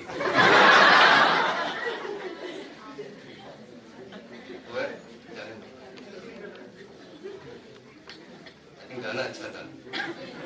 तुझको मिर्ची लगी तो मैं क्या करूं? Okay, welcome back. So my topic is CBCT in aeronautics. Since yesterday we have all, I can say, international speakers speaking about digital dentistry. I am going to speak about the machine from where everything begins, and that's CBCT. I always begin my presentation with this picture, two important personalities of my life, my teacher and my children and my wife. There is a danger when we are bound by 2D concepts in a 3D world. Just in the last lecture, Dr. Panas actually mentioned about a gentleman, Dr. Scott Gans. The lines are from him. He is a gentleman who has revolutionized the entire digital dentistry field. And I completely believe with this idea that in today's 3D world, we cannot over-rely on two-dimensional things. We have to make utilization of three-dimensional things wherever required. Just a brief about radiology, you very well know it. We begin with 2D imaging, then we go to 3D imaging. So in 3D imaging, basically, when during my postgraduate times, we had CT, MRI, ultrasound, you can say. In your generation today, we have CBCT, and maybe 5 years down the line, the next generation would see a dental MRI. We already have a medical MRI, but we would be having specifically to dentistry, and that's dental MRI. I believe there are clinicians, there are postgraduate students, and there are undergraduates who would be doing some treatment or root canal or something like that. On your periapicals, you feel you have done a perfect root canal, right? But still the patient comes to you and he says, "Dard ho raha hai, I'm getting pain." So these are some cases which I'm going to show where how a three-dimensional imaging technology came to our rescue or to the clinician's rescue, and we were able to identify the problem and then do the treatment which was required. What is this picture? And what is this? And what is this? I think Dr. Johnson initially had showed a picture of Mario at the game, right? He showed a 2D picture and then a 3D picture. Same thing is here, what I am trying to explain to you. This is a three-dimensional picture of Taj Mahal. And what is the beauty of this picture is that we are getting an unobstructed view of every aspect of Taj Mahal. आप कोई भी angle से देख लो, you can see entirely. In the first picture, you were just able to see you can see a front part of it. You are not able to differentiate which is right, which is left, which is front, which is back. But in this, you can clearly make out. So that sums up what is the difference between a two-dimensional technique and a three-dimensional technique. Just a brief limitations of your conventional radiographs. Basically, a bit of radiology I'm teaching you right now. 30% of bone loss is required before it can be seen on a radiograph. That means when you're taking a periapical radiograph of a carious tooth, 30% destruction has already happened in the patient's oral cavity. Okay? So that's one of the limitations. Until and unless 30% of calcified structure is not removed, you are not going to see that on radiograph.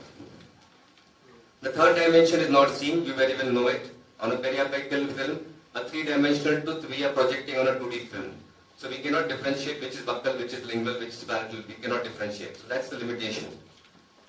The third point is with your panoramic radiographs, where the palatal and the lingual structures are always superiorly placed. For undergrads, panoramic radiograph means OPG. In a layman term, we generally speak OPG, but as a radiologist, I always say the panoramic radiograph. So what happens is, the X-ray beam goes like this. So your palatal and lingual structures are always superiorly placed. They are not equal. So you get always a misrepresentation of the structures. So, and this is important when you're doing some surgery. You require an actual representation of structures. That's the problem. And last and most important thing, you don't get life-size images. That means if this is 10 millimeters on a radiograph in a conventional periapicals or panoramics, you cannot get an exact dimension. Even if you try to use paralleling technique, but sometimes it's difficult. Okay? So that's the problem with your conventional imaging modalities. So all these limitations are completely overcome by your new technology that is called as CBCT. Now, I think I can see Humaira, I can see my staff. What is the importance of this radiograph? First aid. Yeah, I said you don't speak. This is the first dental radiograph. Who discovered X-rays? It's my favorite question. Yeah. Wilhelm Röntgen. So, Wilhelm Röntgen's wife, Bertha Röntgen. Okay, that's the first human radiograph. You can see the ring here. Now, do you know how much time she had to stand to take this radiograph? It's almost 15 to 20 minutes. Now, I asked my wife Sushma to just stand in front of the X-ray machine for 20 minutes. Will she stand? No. We can take periapicals. Now you take RVGs, right? In your department, 0.1 seconds, 0.2 seconds. We can take entire CVCT scan of the maxillofacial region in 12 to 14 seconds. So that's the advancement of technology which is happening in radiology. So we welcome you all to the world of cone beam computed tomography. So the basic idea when CVCT was introduced in early 2000 that CVCT is strictly used for implants. Yes, it is used for implants.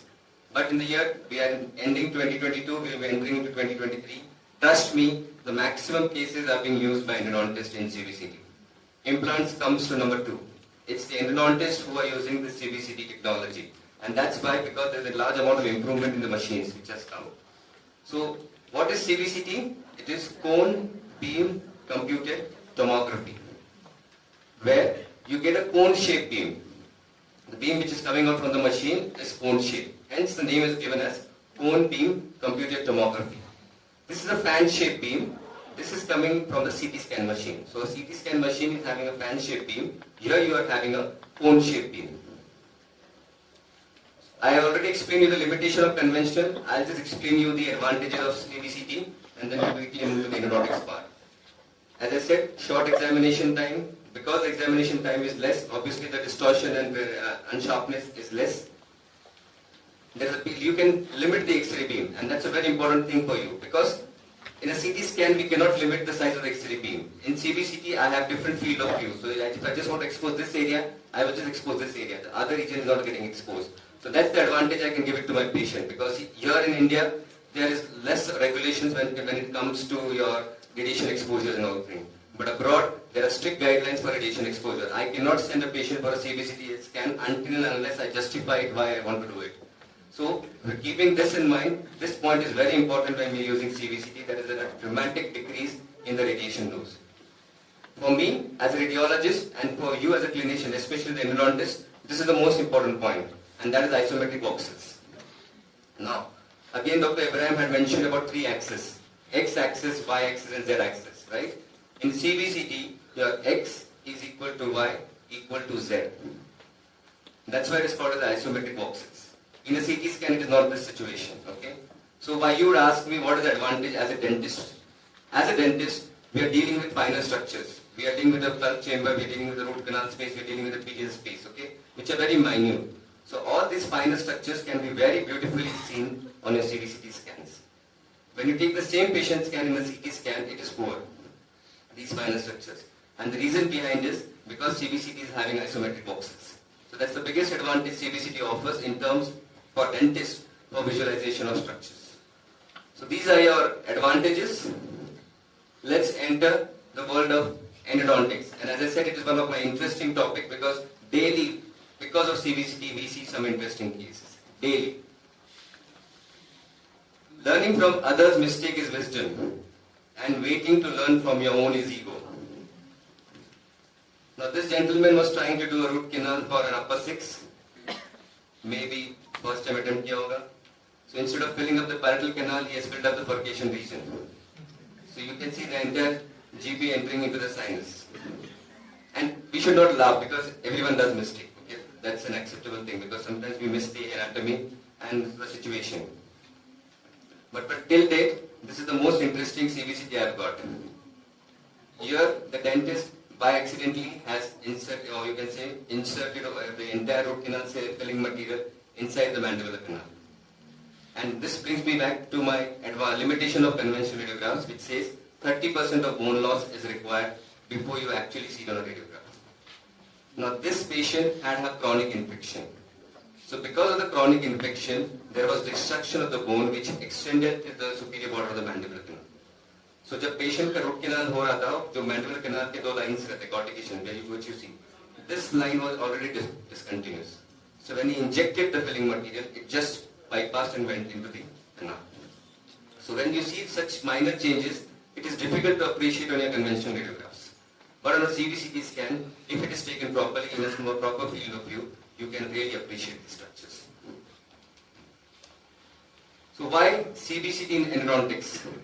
As I said, you have isometric boxes, you get an unrestricted visualization of the structures, and you have multiple tools which are available to nowadays with CBCT software. So you can use those tools for your purpose, for your endodontic use. The other thing, as I said, when it comes to CBCT over a CT scan, that there is a high spatial resolution. This is just a technical term. I already explained it, you can see much more nicely on CBCT compared to CT scan. And the most important thing is, in endodontics, 200 microns is the average width of pedial space. So CBCT scans below this resolution would be really appreciated properly. Any scans above 200 microns, sometimes the pedial space cannot be appreciated. So that's another thing when we as a radiologist or when we are taking scans, we always prefer taking scans, especially for endodontics in smaller field of view. Now for you undergrads, I think postgraduates know the concept of field of view. But for undergrads, I'll just tell you, which has a better resolution, an IOPA or a panoramic radiograph? IOPA, why? Why? It's a small area which is getting covered, right? Compared to a panoramic radiograph, in a simple terms. So same thing happens with field of view. Field of view ka matlab hai only area which you want to scan. So if I just want to scan a particular tooth, the small field of view would be small. But if I want to scan the entire jaw, the field of view becomes large. So for endodontic purpose, it is always better to take a smaller field of view. Why? You get a better resolution. And with better resolution, you can appreciate the finer structures which would be useful for you. So what are the indications? The indications is assessment of root canal morphologies, vertical root fractures, detections of root resorptions, assessment of periapical lesions, and for endodontic surgeries. I'll just start with the first one. This is a C-shaped canal.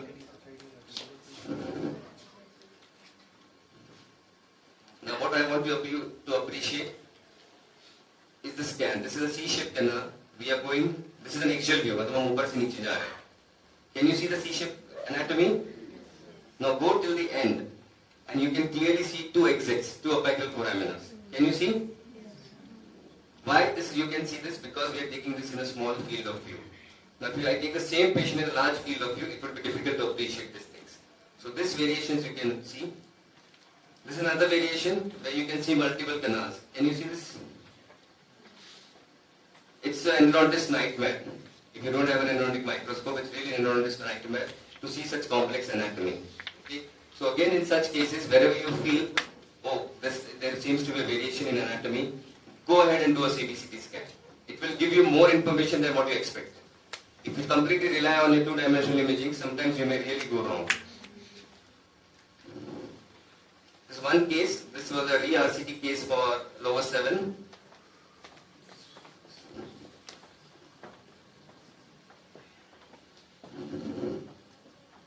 Now in a CBCT scan, if you see there are multiple windows which are there. This is a reconstructed panoramic image. This is a sagittal image. You can see a cross-sectional image and an axial image. So the advantage of CBCT is that you kahan pe bhi click karoge, that image is there. You can view it in different windows. So you get an unobstructed view. So with respect to this canal, I always prefer the axial window for your endo cases. Can you see this distal canal and mesiobuccal canal? But you are not able to appreciate the mesiolingual canal. till yet. But as we go down, we are able to appreciate the mesolingual canal. So the dentist was not able to locate the mesolingual canal earlier. So hence he had advised the CBCT scan. Plus an additional finding, if you see, there was a radiopacity which was there, that was a xylolith. It was just an accidental finding which we saw.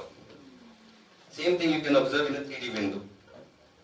So you can see a mesobuccal, mesolingual as well as distal canal. So if the structures are patent or non-patent, everything you can appreciate on your CBCT scans. This was his master bone selection after doing the CBCT scan. The other good thing which you can do, and that's with almost all CBCT softwares, is that you can do a root canal length measurements. There has been a study in Journal of Endodontics where they have compared the digital tools available in CBCT with your apex locator, and they are found to be perfect, that your measurements are generally accurate. The only issue is your reference point. So if your reference point is proper, this root canal length measurements can be accurate. So that is the only thing we, as a radiologist and as an endodontist, have to keep in mind, that the reference point of both of them are same. Or the endodontist by himself can do the measurements, during the root canal. So when you have a CBCT scans with you, and you want to, if you have an apex locator not working or some issues there, you can very well use that scan itself to do the working length measurements. So cone beam CT may be indicated to obtain information about the nature of complex root canal anatomy. It gives an increased appreciation about the anatomy and try to give you a more conservative approach. I am a radiologist. I would not say for every patient you do a CBCT scan. No, that's not the indication. I would always suggest wherever you as a clinician feel that there is some change in the anatomy or something which you feel you're missing, that is the time you go ahead and do a CBCT scan. The second indications are perforations. Now this is a case from Bhopal. I will not name the dentist, a very senior dentist, and I think I have not touched a eroder, you can say, for the last 12 years. But if you ask me to do a root canal for central incisor, I am confident enough I can do it. Now just imagine a senior dentist, he had to attempt 5 times the root canal of the central incisor. And he was really perplexed. What was the problem that every time he is trying to do a biomechanical preparation and trying to do the filling, the patient was experiencing pain. So he did advise the CBCT scan. And in the CBCT scan, can you see this radiolucent line? That was a perforation which was treated in the first setting itself. So instead of going into the main canal, it was bypassed. And this again is taken at almost 80 microns. The scan is taken at 80 microns. So just imagine, it is really difficult to capture this on your periapical radiograph. So again, the second indications, apart from your anatomical variations, is you can very well look out for your perforations. There is another perforation case, I am just showing it to you. In this case, the dentist was not able to perform the root canal properly, and there was a clear-cut perforation which was there. And because of the perforation, you could see some changes happening in the percussion region. The third indication is your periapical lesions.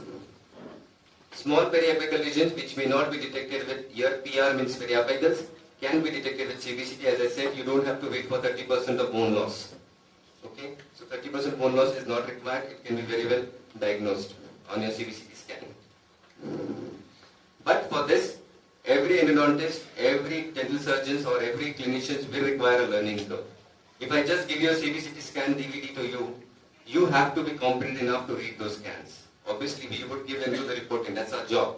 But you yourself, as students, as PGs, you have to have some experience reading the CBCT scans. See, you cannot run away from it. That's the truth. 20 years before that, OPG was the truth. That for every patient, gradually technology came and we started using OPG. Now everyone is comfortable with OPG. Same thing with CBCT. It's almost 20 years now CBCT has been introduced. For your generation, CBCT is going to be a common tool which is going to be advised. So you have to learn this technology by hook or by crook. Radiologists are going to be there, but I would always prefer the dentist himself reading the scans and finding whatever he feels is better for himself. So you require a learning curve for this. Another case I'll just show.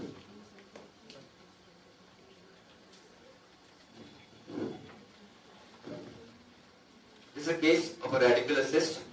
So when you send a patient for a CBCT scan, what are we going to tell you? We are going to tell you what is the position of the lesion, what is the extent of this lesion, how many teeth are affected, what is the status of this cortical plates, and what is the lead structures which are very closely associated, which have been impacted with this periapical lesion. So everything can be assessed on your CBCT scan. And if you see, I have checked in all the 3 windows. So I get a complete overview. So even if I just give to the endodontist or to the surgeon, he gets a very clear picture before he opens up the surgical site. There are no surprises left for him at the surgical table or for the endodontist. So everything is available on your CBCT scans. Now just for your theoretical purpose, there is something called as a periapical index for CBCT, and based upon the dimensions for anterior and posterior teeth, this is called the Estrela's classification, and so based upon your dimensions, they are classified from 0 to 3, the various indices. So we don't use it, but just because students are there, put up the slides that this such a sort of index is present. The 4th indications is dental trauma, and again, as I said, the first line of indications would always be your periapical radiographs. You can also advise panoramic, but periapical is always preferred. And if you feel that there is something still more which you need to find out, then it is always better to go for your CBCT scans. Like in this case, this is a root canal treated tooth. You can see a breach in the continuity of the palatal root. It's here also, back here. So root canal teeth fractures are very much common. So this could be one of the indications you can use for CBCT scans. This is a child, a very young child who had fallen down, and again it was very difficult to capture on a periapical radiograph, but on a CBCT we could really detect this hairline fracture extending from your level structure till the palatal structure. So again, let's say another indications, if you feel there's a trauma patient, go ahead and do a CBCT scan.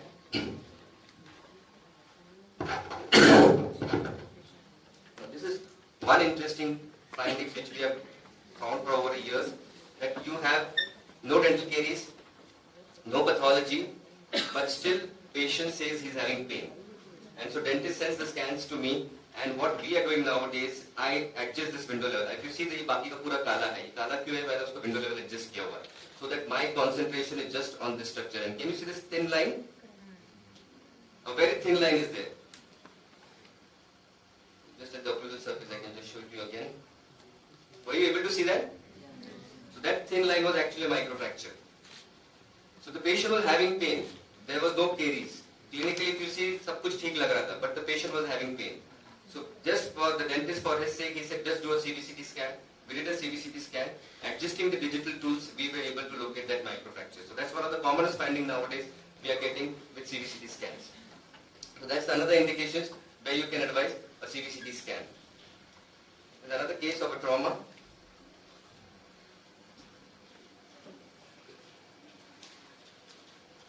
Look at the central incisor 2-1 and 2-2. This is a root canal treated tooth. Can you see a line here? That's a fracture. Plus there is a periapical lesion which is there with 2. And there's a apical proportion is also fractured. Can you see here? There's a dental alveolar fracture which is there. Okay, so again, this is taken in a smaller field of view scan.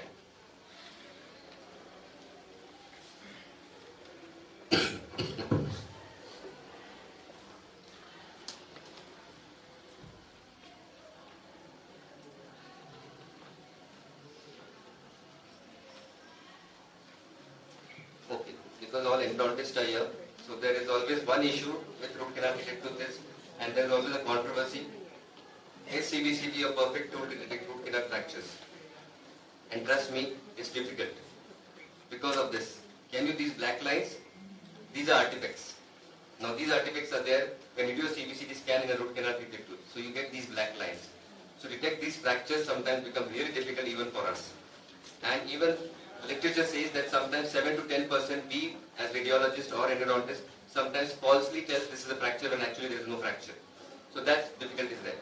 So there's one trick which I can suggest to you whenever you see a CBCT scan in your patient and you feel there's a fracture, what are you supposed to do? There are two things you can do. The first thing is, whenever there is a CBCT scan, just at any point you feel there is a fracture or a black line, just locate that place at a different window. Like अगर आप axial में देख रहे हो, sagittal में देखो. उस जगह पे अगर आपको discontinuity दिखती है, that means there is breach in the pedial space. That's a sure shot conclusion that there is a fracture. The second thing you can see is a plus sign. A GP material will always throw a plus sign. मतलब filling is around एक plus sign रहेगा black lines का, एक ऊपर की तरफ जाएगा, एक right की तरफ, एक left की तरफ. So that is very common with the GP materials. So that's an artifact. It's not a fracture. So uniformly ऊपर से नीचे तक अगर आपको plus line दिख रही है, black line, that indicates it's a artifact and not a fracture. But the only thing which you should always remember is a breach in pedial space. And don't rely on one image. CBCT gives you almost 600 images.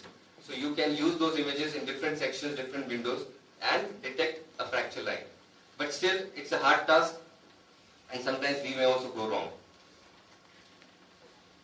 So this is the presence of metallic post decreases the diagnostic yield of CBCT scans in the detection of root fractures due to the presence of beam hardening artifacts.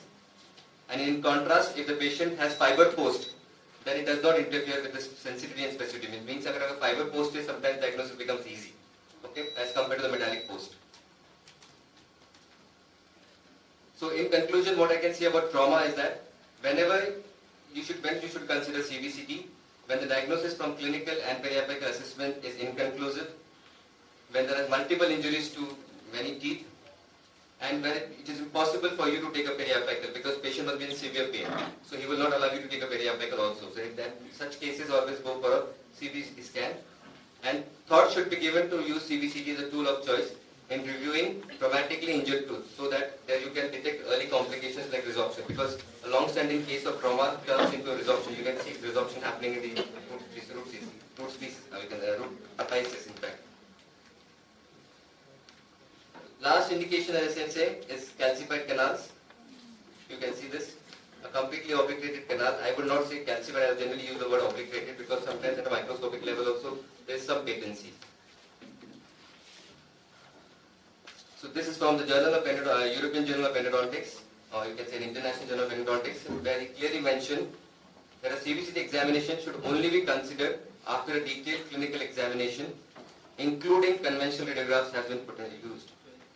The potential benefits as well as the risk should be discussed beforehand with the patient before you advise the CBCT scans. Even the radiation dose is very less with CBCT, it has to be used judiciously. You cannot, patient CBCT scan kar lo fir dekhenge. No. You should have your justification of exposing that patient for a CBCT scan for endodontics.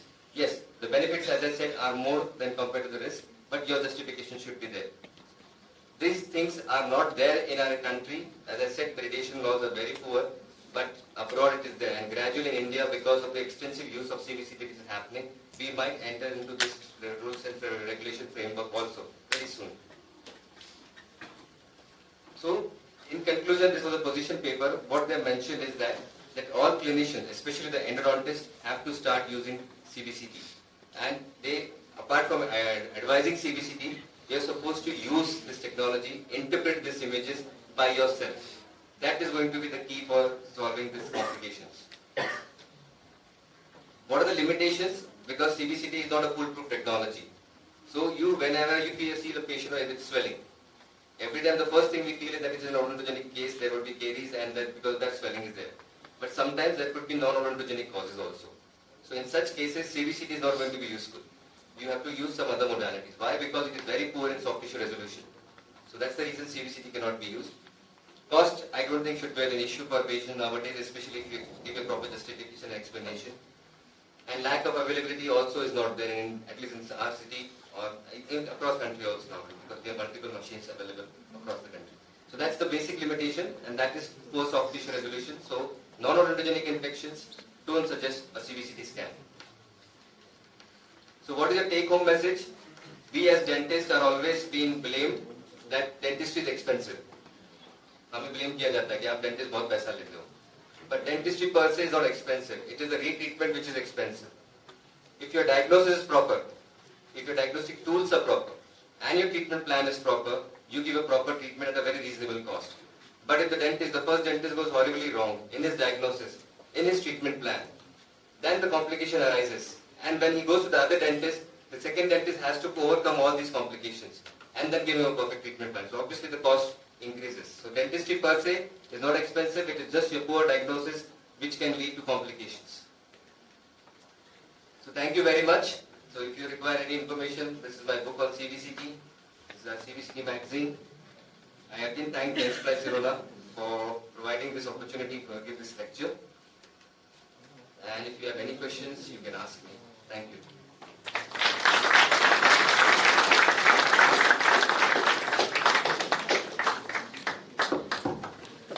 Any questions? Does it have any role in the red and white lesion or any cancerous precancerous lesion? Red and white cancer. See, as I said, CBCT is very poor in soft tissue. So even if it's just having a red lesion or white lesion, which is just extending to the soft tissue, it will not be useful at all. It has to include the osseous structure. The moment it enters bone, and if there is a changes happening, you can very well detect on CBCT scan. Now, my topic was just restricted to endodontics, so I was not able to explain the other things. But we very well use CBCT in malignancy, but osseous malignancy. It's not soft tissue malignancy.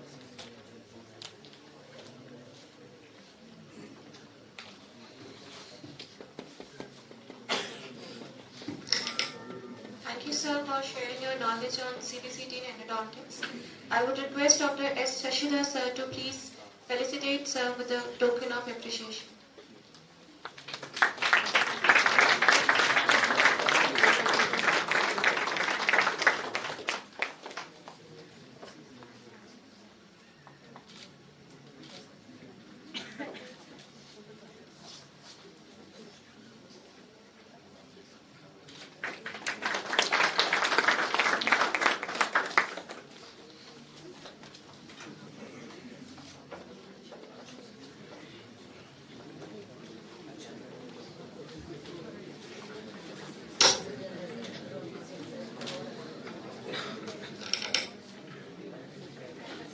I would request Dr. Anshul Mills, sir, to please continue with the lecture.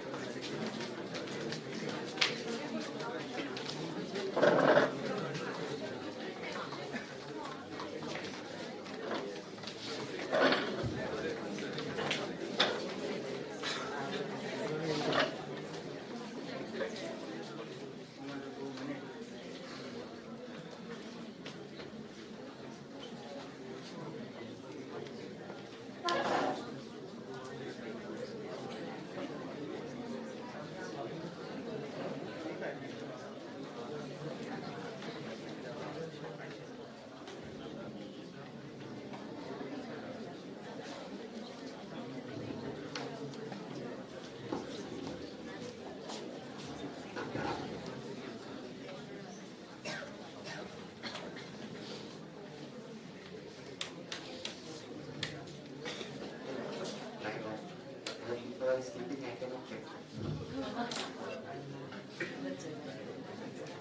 Okay,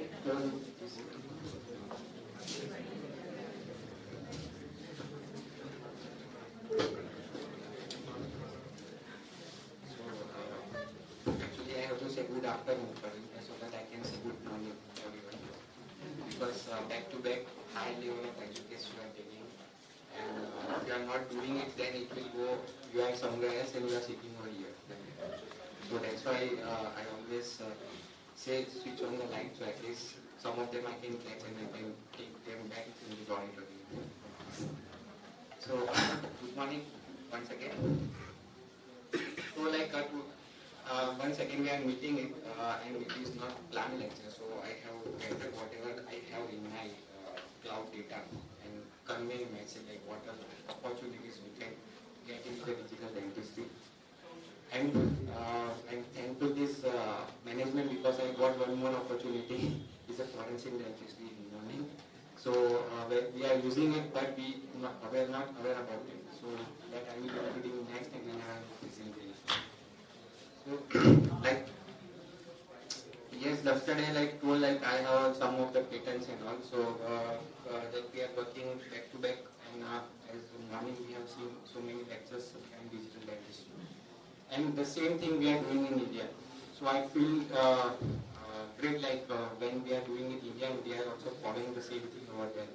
So it feels good like when we are reaching to that level. So as yesterday told, shadi karna ke nahi karna, the same thing, digital. As like we have a 3 parts: scanning, CAD, designing, and the CAD. 3 parts are there. As so last 2 days we are seeing. I have done morning scanning, then design the crown, and now printing is the CAD. So we are doing every day this thing, every day. Like we are clicking the photo, Photoshop, okay, like filter we are using it, and then we are taking out the printout. So we all are doing actually digital dentistry right now. Even someone have an iPhone, we have an app you can do a face scanning 3-dimensionally. There is no need of any scanner. So this is the right thing actually nowadays are doing. So like I will start the application different way, like oral medicine has taken a good lecture on it. So many things we can do it in our oral regular. Like we can have a diagnostic tools, so like we can print it, we can check it, as he has also been in morning, like we can print out and we are working on it, and then we finalize the result. So same way, like any pathologies that we can take out the printout and we can see actually the possibilities of treatment plans. So example, this is a impacted canine. It's very common, like we are seeing. Okay, and the problem with the oral surgeon, if you want to extract, where he has to open. Okay, and as an endodontist, like you don't want the adjacent teeth or it is perfect, it should become non-vital because of extraction of a canine, impacted canine. So as you can see, it is this way inside the mouth. So it is difficult to extract. Okay, so if you have not experienced doctor, there is a 100% chance you will lose the vitality of the lateral. Okay. So for that, just we create the guide. So easily you can use the guide to open the window. You can see the canine and you can take it out. You can section it and take it out. So you can preserve the vitality and preserve the bone structure. So it's a simple tool. Okay, we are using the CBCT and create a guide, and easily we can take it out. But the impact is high. Like we have preserved so many things. The bone grafting is less than the vitality of adjacent tooth. So and the surgical time also very less time, because if we are doing free and so the surgeon has to search where is the actual canine. They are taking approximate, and so it become a bigger window compared to small window. So this is a small thing, but clinically important. The same way, the diagnostic tool. This is the case of unilateral ankylosis. So how it ankylose, we can see completely in 3-dimensionally, and we are actually designing the joint, future joint. So where is going to be stabilize your fossa? So everything we can analyze it. Example, you are giving a screw to join the fossa. It should not in a air vents. It should be connected to cortical wall. So like this, we can completely analyze it. And you can see there is no difference. There is no condyle from the cranium to the base. So like from where we have to cut it out. So everything we can see with the 3D technology. And for that, we can create the particular solutions. So how it's run, the planes? Anybody know?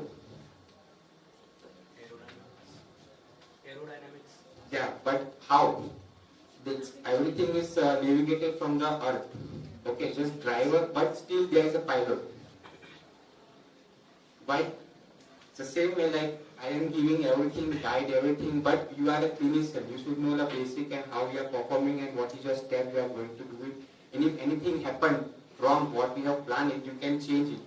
So that's why pilots are there. If weather is not there, how what to do and what the control they have to command. All things are guided. So the same way like if I give using the technology, so many people are involved in that complete team. Okay, so they have to understand everything and they have to perform it. Like periodontist, yesterday I have explained about the guided bone regeneration. Okay, so same way like we can do a guided bone regeneration, like how much the bone we need. This is the whole things we are doing it. Any periodontists out here? No? Okay. So this is the new thing. Any guesses? What is this? Okay, I will see. Any guesses now? What is that green part? Yes. So this is a holograph block which is customized for particular cases. Like it is prefabricated. So like you have to open the file, you just put it on that. And no need to give a titanium mass or to stabilize it. Directly you stabilize onto the board and just screw it up, close your flap and you get the perfect result. And this is plant surgery. So that things we are doing nowadays. Okay, and for that we have blocks to mill it out and we have a cements which is using in orthopedics to fill the gap between knee replacement and all.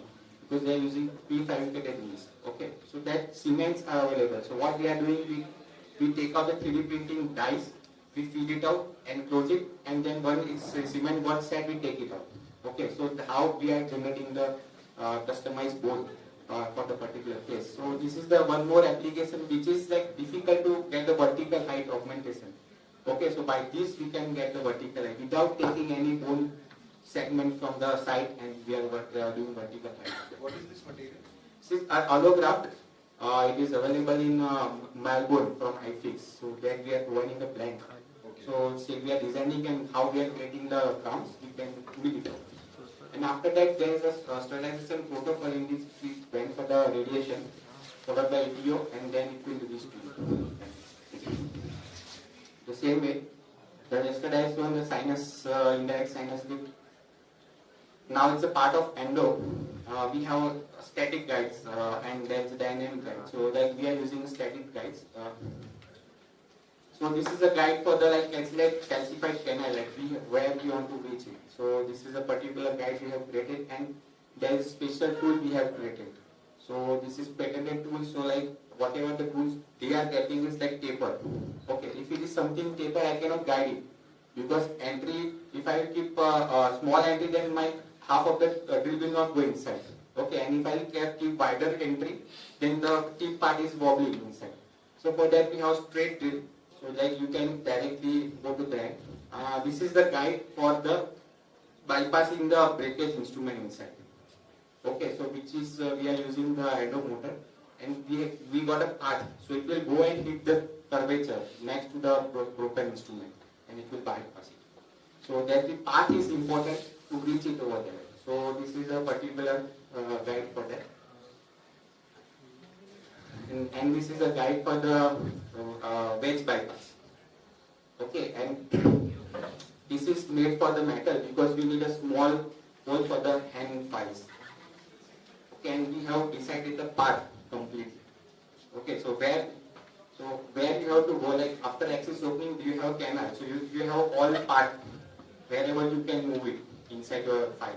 Okay, but we have a particular one direction, and on that also you have to touch the guide, like we have given marking over here.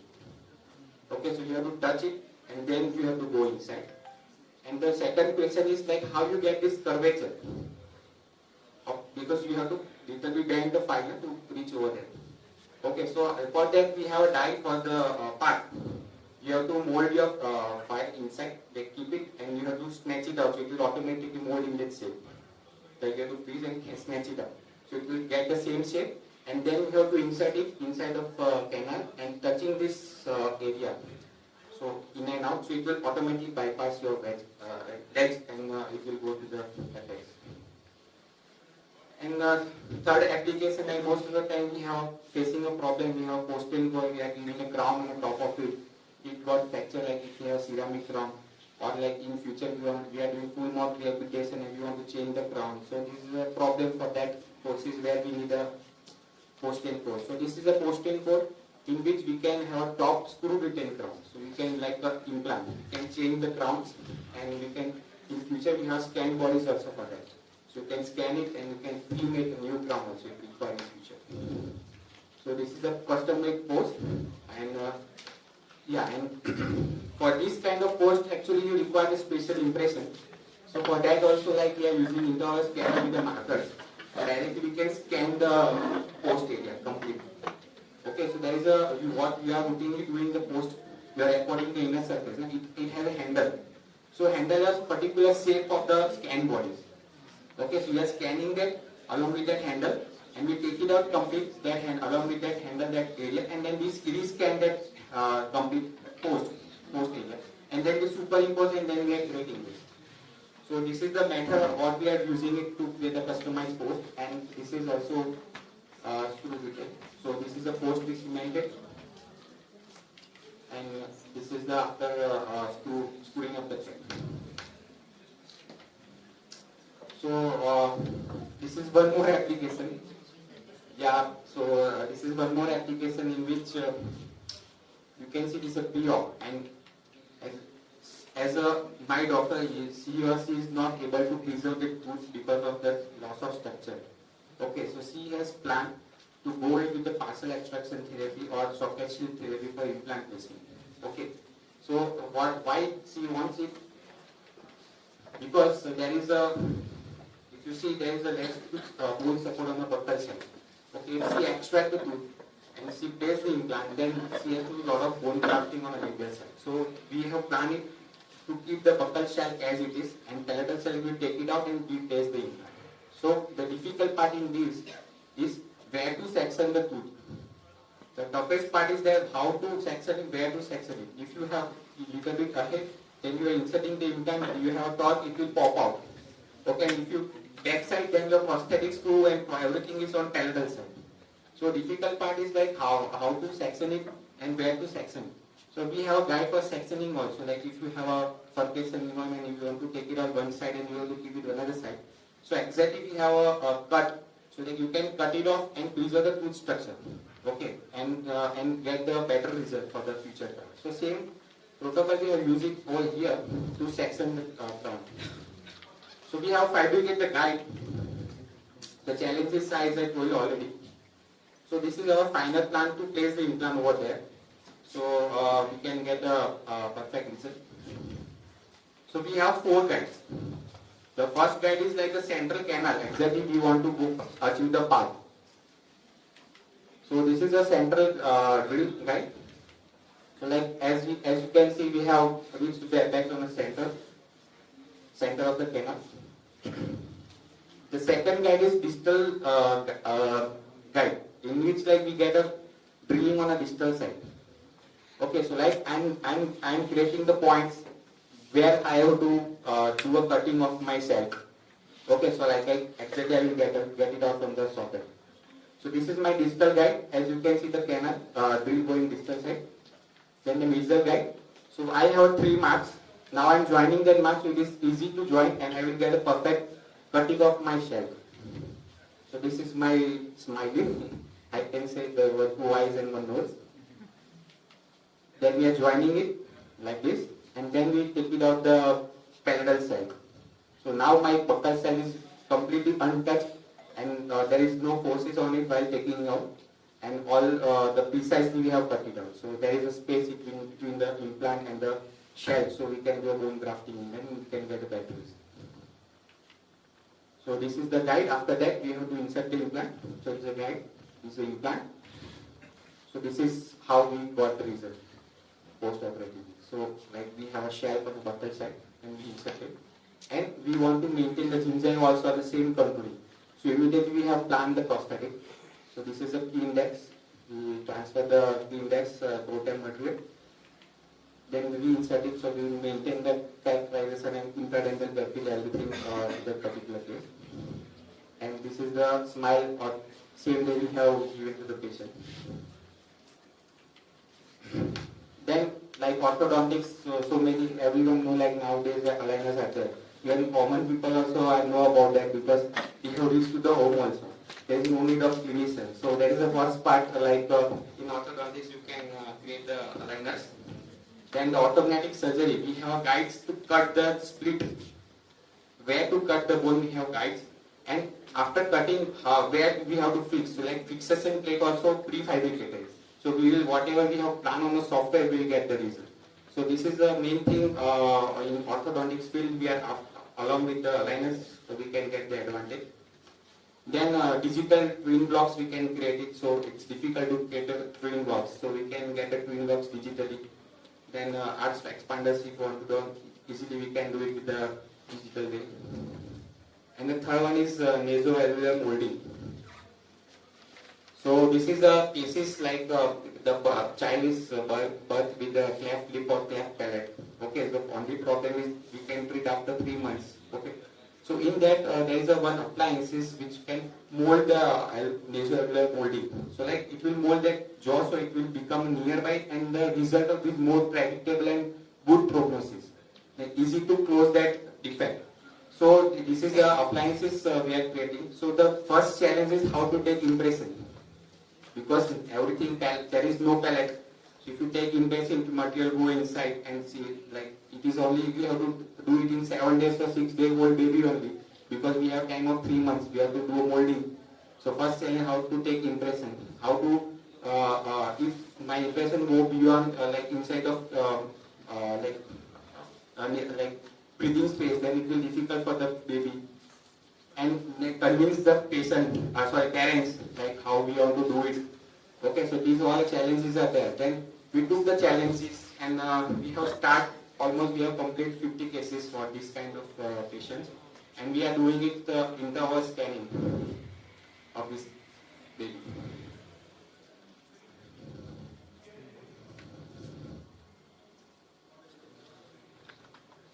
So this is the third attempt. First 2 attempts, babies used to try much, and after that she is like, okay, so okay, then we are easy to scan it.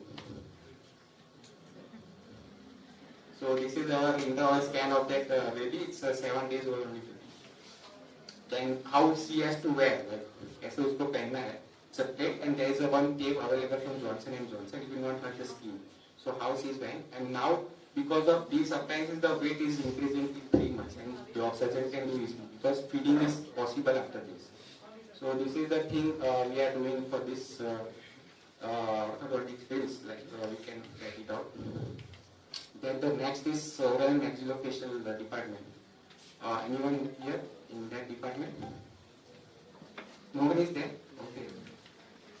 So first, like as morning we have seen, like there is a surgery for the replacement for arthritic patients and ankylosis cases. So this is the case, like one of the case in which we have a problem of arthritis. Okay, see, all options we have done, arthroscopy, everything, and she is suffering from last 12 years. Okay, then finally we took a decision like we should change the joint. So now after changing, she has the life is completely changed, and there is no pain. Even earlier, if she want to drink water, there is lot of tears in the eye because of pain. So first we have cutting guide, like from where I have to cut, because I have to preserve my canal. Okay, and I have to cut the condylar part, in which like whatever the foci or condylar create, it will fit perfectly. If it is more, then it will not fit. Okay, so there is a cutting guide first, and this is the physical model of that. Then the joint. So how is the joint milled? It is a completely milled joint. So because we are we want, it should say minimum 15 years in that position. Okay, so we want complete perfect property of the material. So that's why we are going for the milling, because the milling blocks are made in the perfect condition of that suitable material, and the property whatever the company suggests in that going to be saved. So this is complete milling. And the second thing is, like if you have any rough surface and if you are doing opening and closing, it will wear your foci. Okay, so like whatever we have calculated the value of mouth opening and all, it will lose. Okay, so that's why we need a highly polished surface. So that's why we are doing milling on it. And the other materials, ultra high molecular polyethylene, this material has self-lubricating property. Itself it's a lubricating, like how we are handling the candle, how we feel it's very slippery. So same way it's slippery. So in long term it will not wear it off. So this is the material we are using it for that condyle and fossa. So the adaptation should be like this, like on a table of surgery also. So this is our team, we are doing the surgery. So this is the incision, because we have to protect my facial nerve also. Okay, so that's why we have a top incision, bottom incision, and we are preserving the facial nerve. So this is my cutting guide, what we have created. Now this is the cutting. So from where we have to cut it off.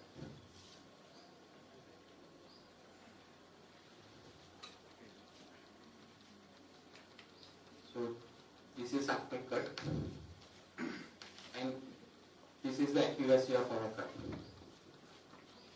Can you see, this is a real condyle, what we have taken it out, and this is my model. Okay, so we cross check the cut accuracy also. Then we insert the EMG inside, and you can see the same what we have planned, it is perfectly on the position, because we want to maintain the occlusion. So that's why we cross check it and then we fix it. And at that time we are doing interact fixation, so it will not move. Because once we cut it off both condyle, the mandible is moving. It's like a dancing inside. So what we have period of occlusion that we have maintained after surgery. Okay, so this is the thing.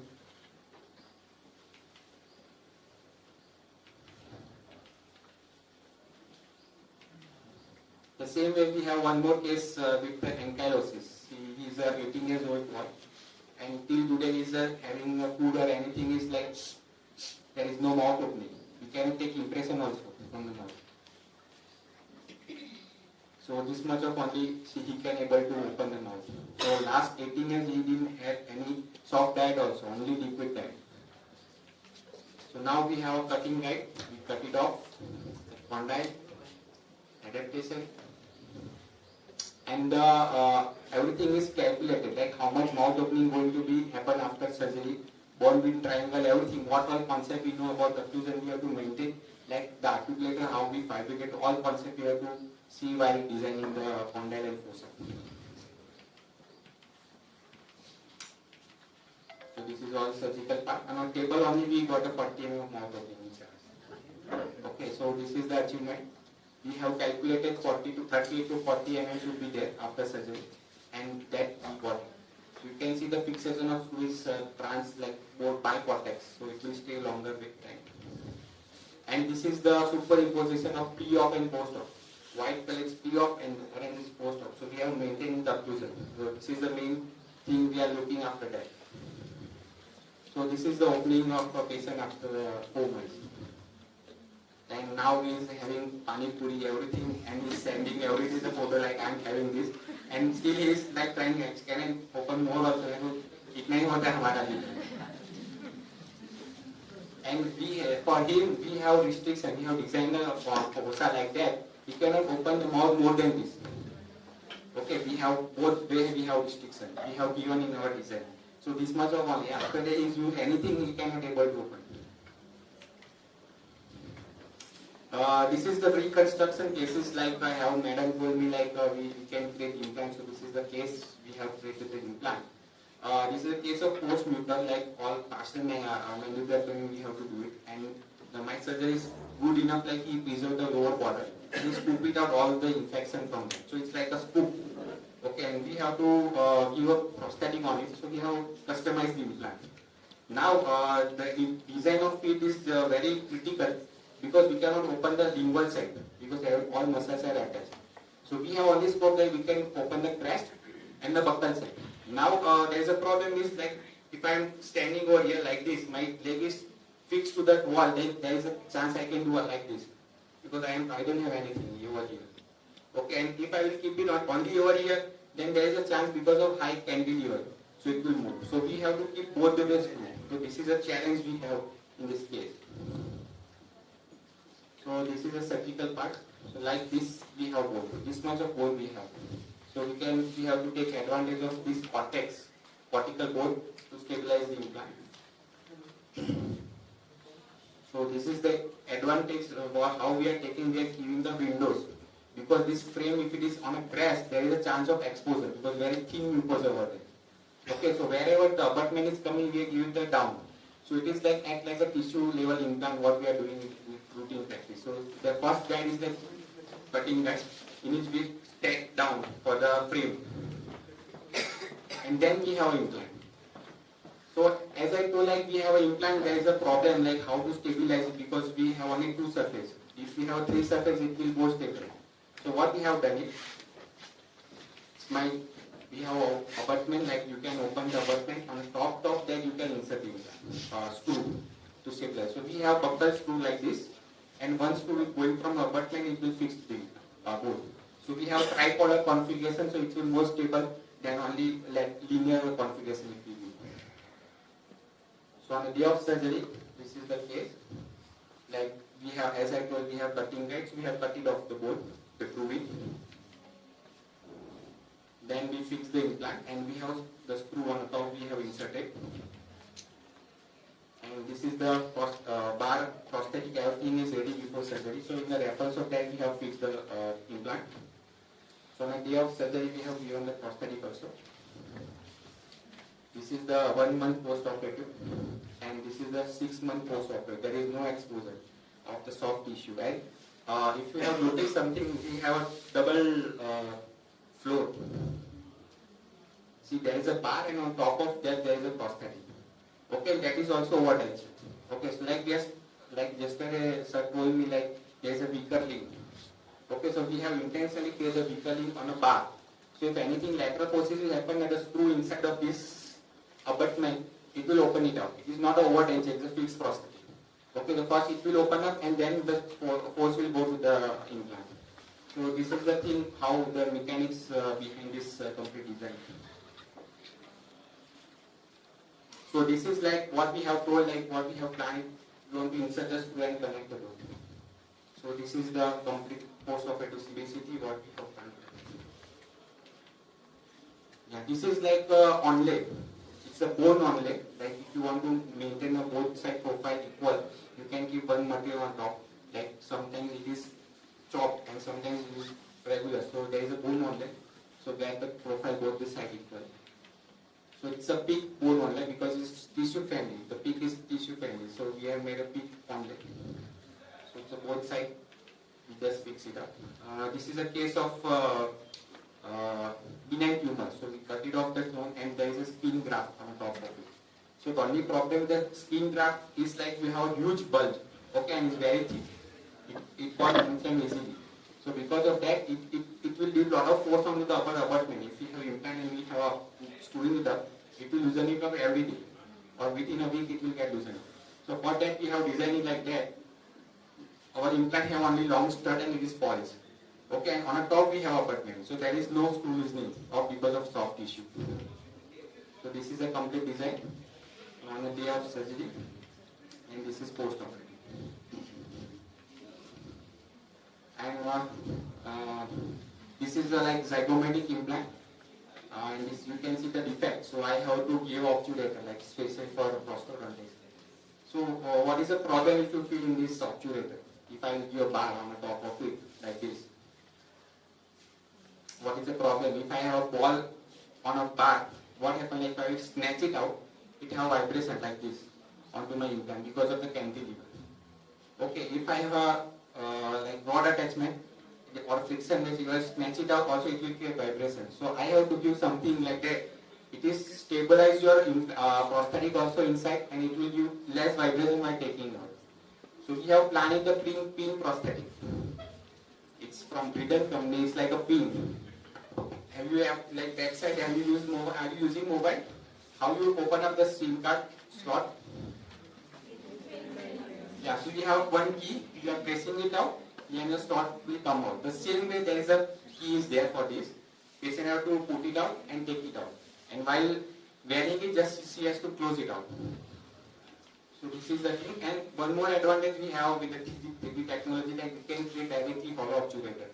So we can have a very less weight of the prosthetic. So this is a printing, this is a prosthetic,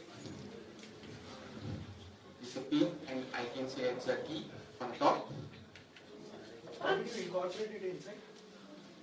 The main part is with the obturator, and the pin is going to be attached inside and in the bar. Once it is printed, you will let. Yes, we have a slot for that. So we have to attach like menu. Yes. So you already leave the slot. Yes, it is calculated slot because we are horizontal. We are planning it. So the slot of the obturator and slot of the bar is created in one slot. Okay. Then only it will mimic. And the parallelism also it should be there on one plane. One is going like this and one going like this, and when the patient is engaging it, it will deviate our tension. So this is calculated obturator. So this is the obturator what we have given, and this is post-operative and how it's worked. So on the first case is wearing it. So now it says insert in the slot of your SIM card inside. So it got locked to the bar. And second video is just opening up. So there is a one slope. So when she keep the key, it will automatically drag into that hole. And she does not have to find it. Yeah, does not have to find it. So this is the obturator of like a pin retain obturator. So there is no forces onto the cantilever of implant, and we can save it for a longer time. Generally, Dr. Arjun, how much would this cost? For attachment, this kind of attachment? For this, the entire thing. Not see, what you charge, but what is the cost for the doctor? See, we are charging is completely this. Daily we have charged 8 lakhs, but why she is able to do it? Yeah, because why she is able to do it? Because we can claim it in Mediclaim, and she has a 5 lakhs of Mediclaim. Okay, so in that we are not writing as a dental implant, we are writing as a reconstruction plates. And we are sending the OPG, IOTA, if whatever they want, we are sending it. So in OPG, you cannot see it's an implant. It's because everything is connected. So it's a reconstruction plate. And if it is a reconstruction plate, from a plate, you will claim your whatever you want to claim. The same way of maxillectomy case, like this is the condition after maxillectomy. He is also post-nuker. So we have designed it, customized implant for that, because I will show why we have done it, why we didn't place zygomatic implant. And the bar, the teeth and the prosthetic, everything is ready before surgery. And this is how we have calculated.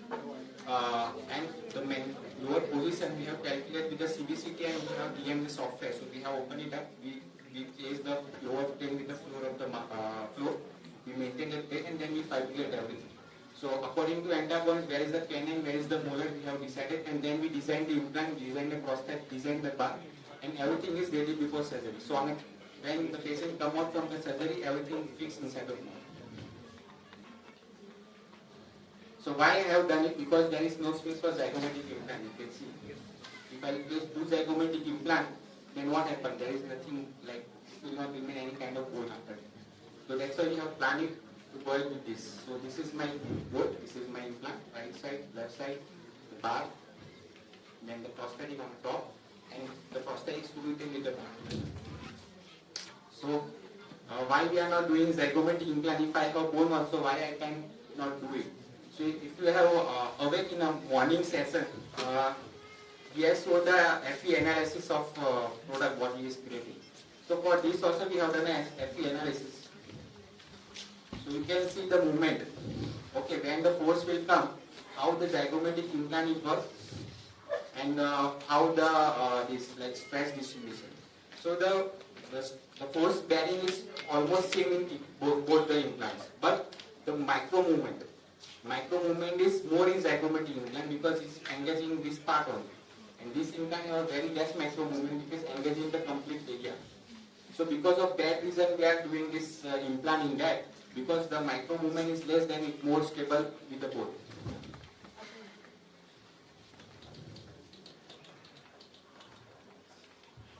And yesterday I told we have used this, so we have any minor fitting deviation from the model to the clinic like on a surgical side.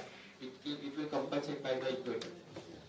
And also, you can see the difference between these two. For down, because there is no stress taken.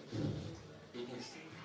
Okay, so if I do a multi-unit, whatever the force will be there will directly transfer to the implant.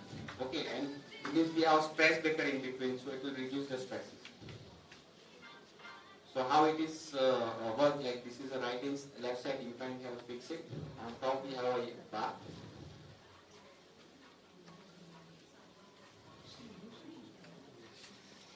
Some music is there.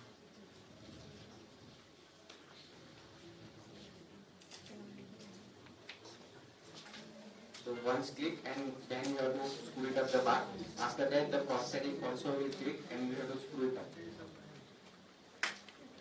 So on a day of surgery, just we have to keep small incision on a side and we just create like a pocket and we insert the implant. So main challenge is we are not opening completely.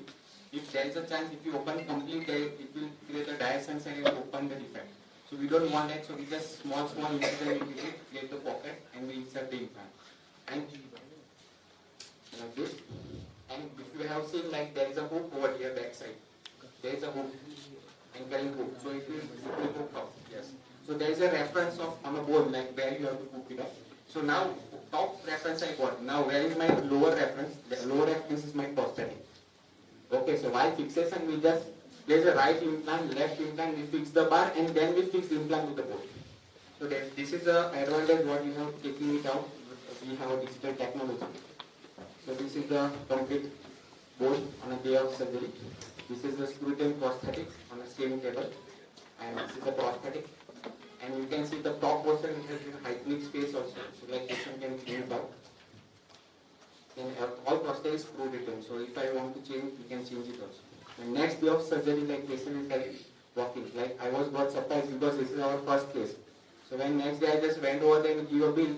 Okay, I don't know. Before that, he is a patient. So someone is having the food inside. So I asked, where is the patient? I want to see. Yeah, I am only patient, sir. So this is a thing happened when you have worked so much in detail and you see like then you feel better. Like if someone see on the next day when he is having the food. And after 6 months, he put on 15 kilo weight because he lost weight of almost 20 kgs after the because he's just diluting the food. Then a fibula bone graft, like if you want to do a mandibular tummy, we have guide, we cut off the fibula. Then there is a sectioning guide. We can section in and get the TMJ, mandible profile, and we can transfer it, and we can fix it. Everything is ready. We can do it before surgery. So now, सब कुछ खत्म होने के बाद क्या होता है? Plaster में जाओ करके वही एक सॉल्यूशन देगा, वो नहीं हो पाया तो तुमको निकल जाना, उसके बाद कुछ नहीं होगा. सब लोग खेल रहे थे. End of the every treatment will come to the first one. So now it's our time. So this is the defect. Okay, so as I told, like you can have a obturator which we can create hollow. So it is easiest to do with the digital technology. So it's my design. And now in design it's hollow on inside.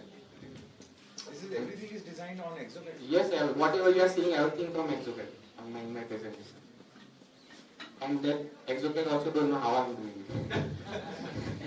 That's why I tell you, if you want straight path of working with exocat, come to me and learn. If you want to do all these things, you go to Anshul and Anshul will teach you that. And this is like customized multi-unit apartment we have created for the particular case. So my motto is not to see showing you the customized multi-unit apartment. Okay, it's like a different technology, but design is easy. But second part of it is important. So come to only 30 degrees, and that is around 42 degrees. So we have created. We check it out the FEA. It is not creating stresses. Then only we can give it to the patient. So we check the FEA also.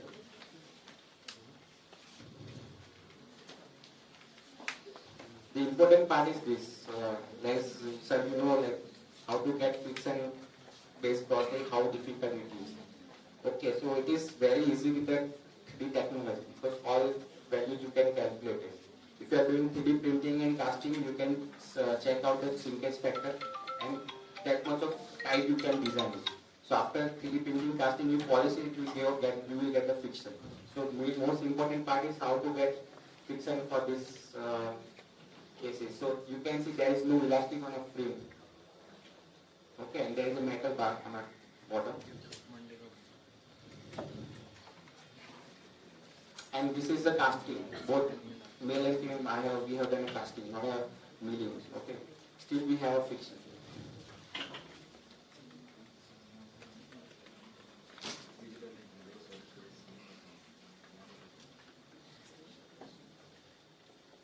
So this is a friction what we get without elastic.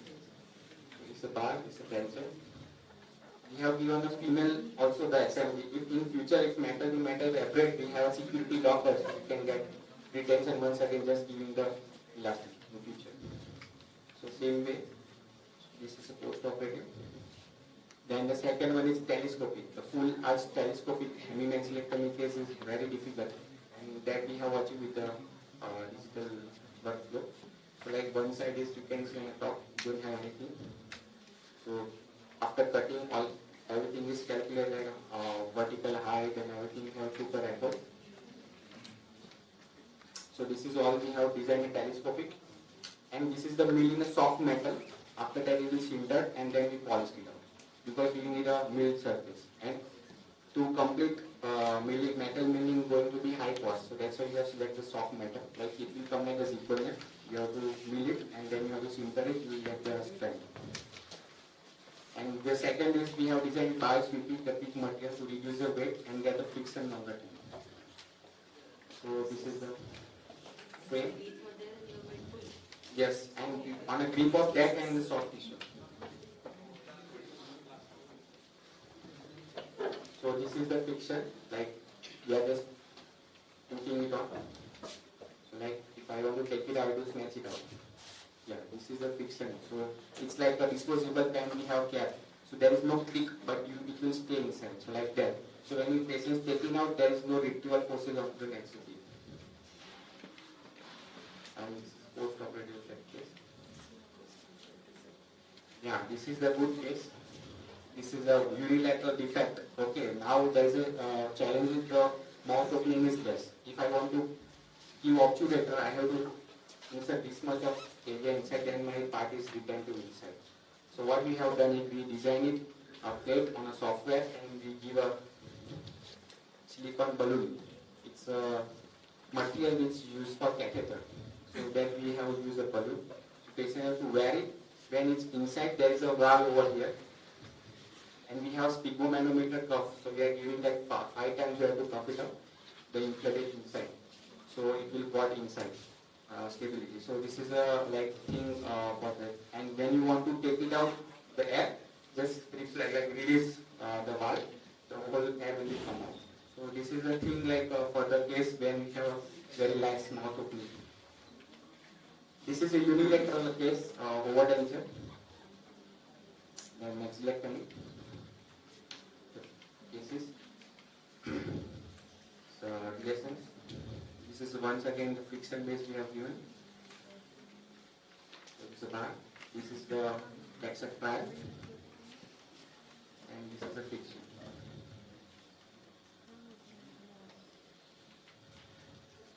So this is the involved peak after the insertion.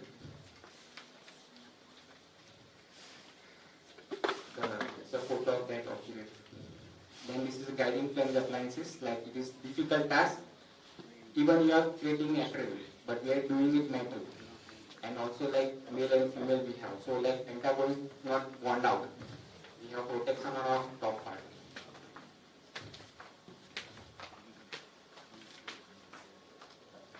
So this is the recorded. This is a video like without guiding flange appliances.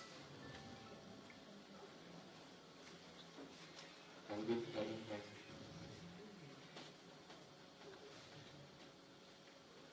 How much would this cost to the patient? So it depends on the arches. Like there is a clinic case. Okay, so doctor have charged him around 32,000 for the end user. And this kind of patient we are not charging much. We are giving cost to cost because they need a treatment. No, so what I'm trying to understand is what would be the lab cost for such a That's what around going to be around 12 around 12 upper and lower together. because it's a titanium printing we are doing from the side. So that's why it's possible to make it easily. And this is a P of N post. And this is also difficult task when we have a swing lock venture. Sorry.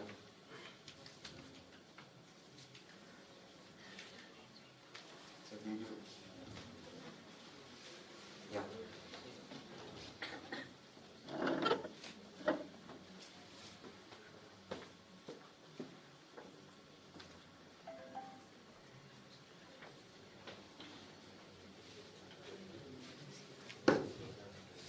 So this is what we have designed. So it's like females are using buckle, so that same way like will lock inside of now. So it's a swing lock venture we are creating.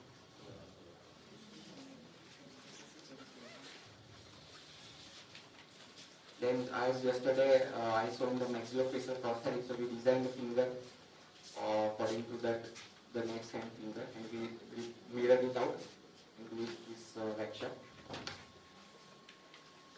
This is the case of chin prosthetic.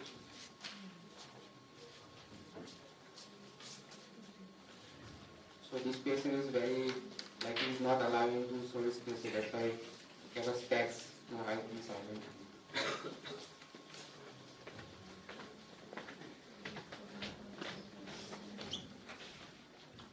So this is like with the glue, like what you can see the streaks and all that people are wearing the beard.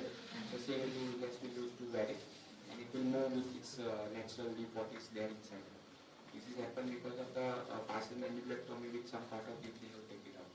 And after wearing this, there is less water leakage because the gap creating after, because there is a parastasia, so gap creating after having the water anything, so it will feel it from this obviously.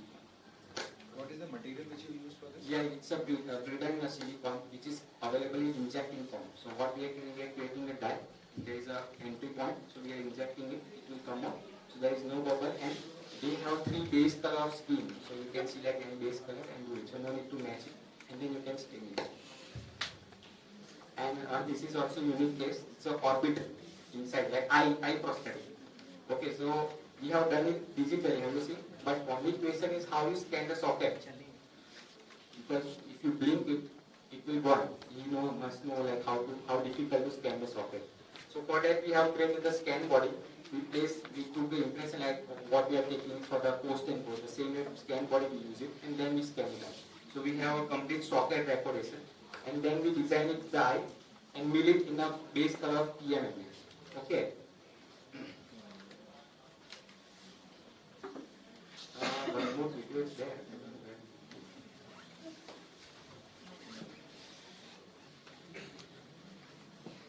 So I will just open up the video. Because this video is eye prosthetic staining. It's a difficult task, correct? But we are doing it digitally.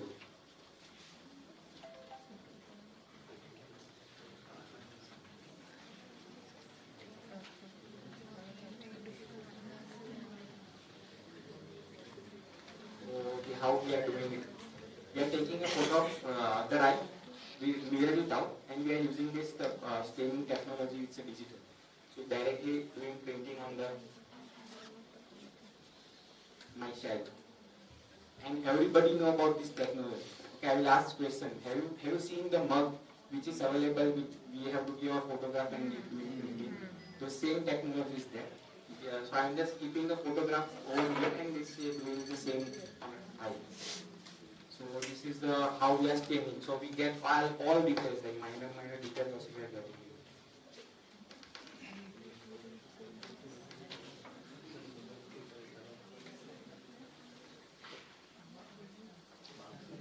And this is the last stage, like there is a communication over, like, so we have given a external prosthetic. So what we have designed, like the same patient has to wear.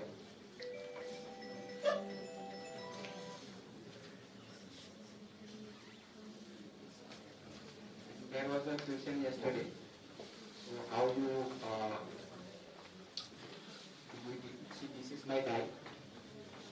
Like after designing, we have how we create the dye. So this is a male portion and this is a female portion, and we are filling the silicone and just pack it up. So there is no need of waxing, de-waxing, de-flasking, and you use your plaster and you got all patterns and all. So this is 3D printed. Yes, 3D printed. So how we are doing it? So thank you all of you.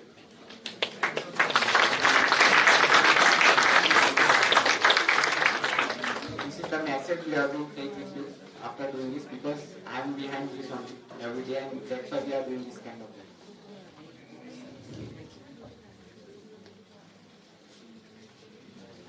And if you start doing this now, definitely your patient will pay. Earlier you feel like your patient, you are losing the patient, but you have a, like right now you are doing a 5 patient, you are running it. After that you are only doing 2 patients, but same earning you have. Okay, and without, you can plan your patient, you can think on them, you can give time on your patient. So that's why you have to change your practice.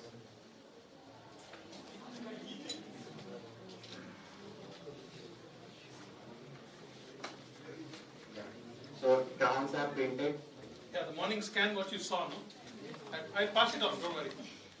And few lucky people will get some extra crowns. I've printed a few crowns. I'll just pass it on, you can have a look at it instead of showing. I think if you can switch it, you can see. But it's okay. You can pass it on, don't worry. No, Prashant, let them pass it on, don't worry. This is the crown which I have removed, or the support is removed. One crown I've removed the supports, the rest all of the supports are there inside that. And you print, for me the time taken for printing 1 crown or 50 crowns, it's the same.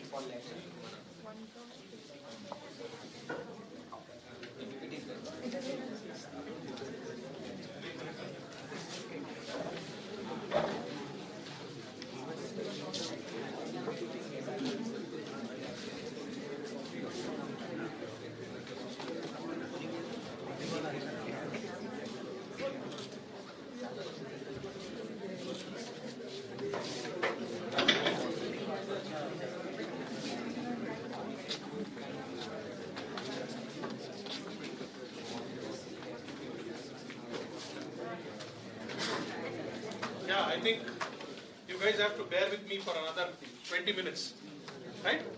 My part presentation is not done. For lunch, you guys are not break for lunch, no? That's right.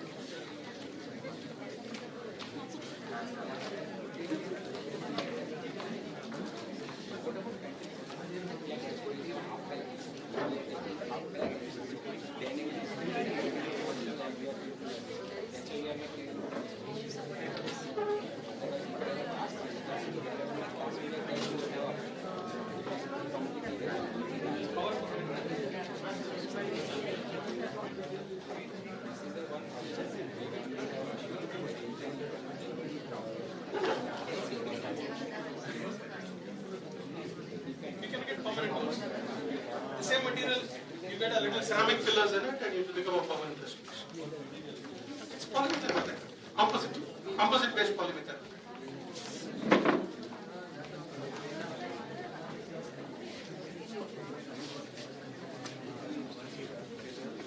Yeah, I think because I don't want to make you wait for lunch.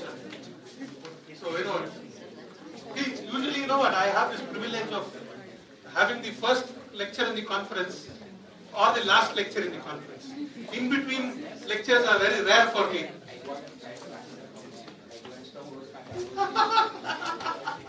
Thank you.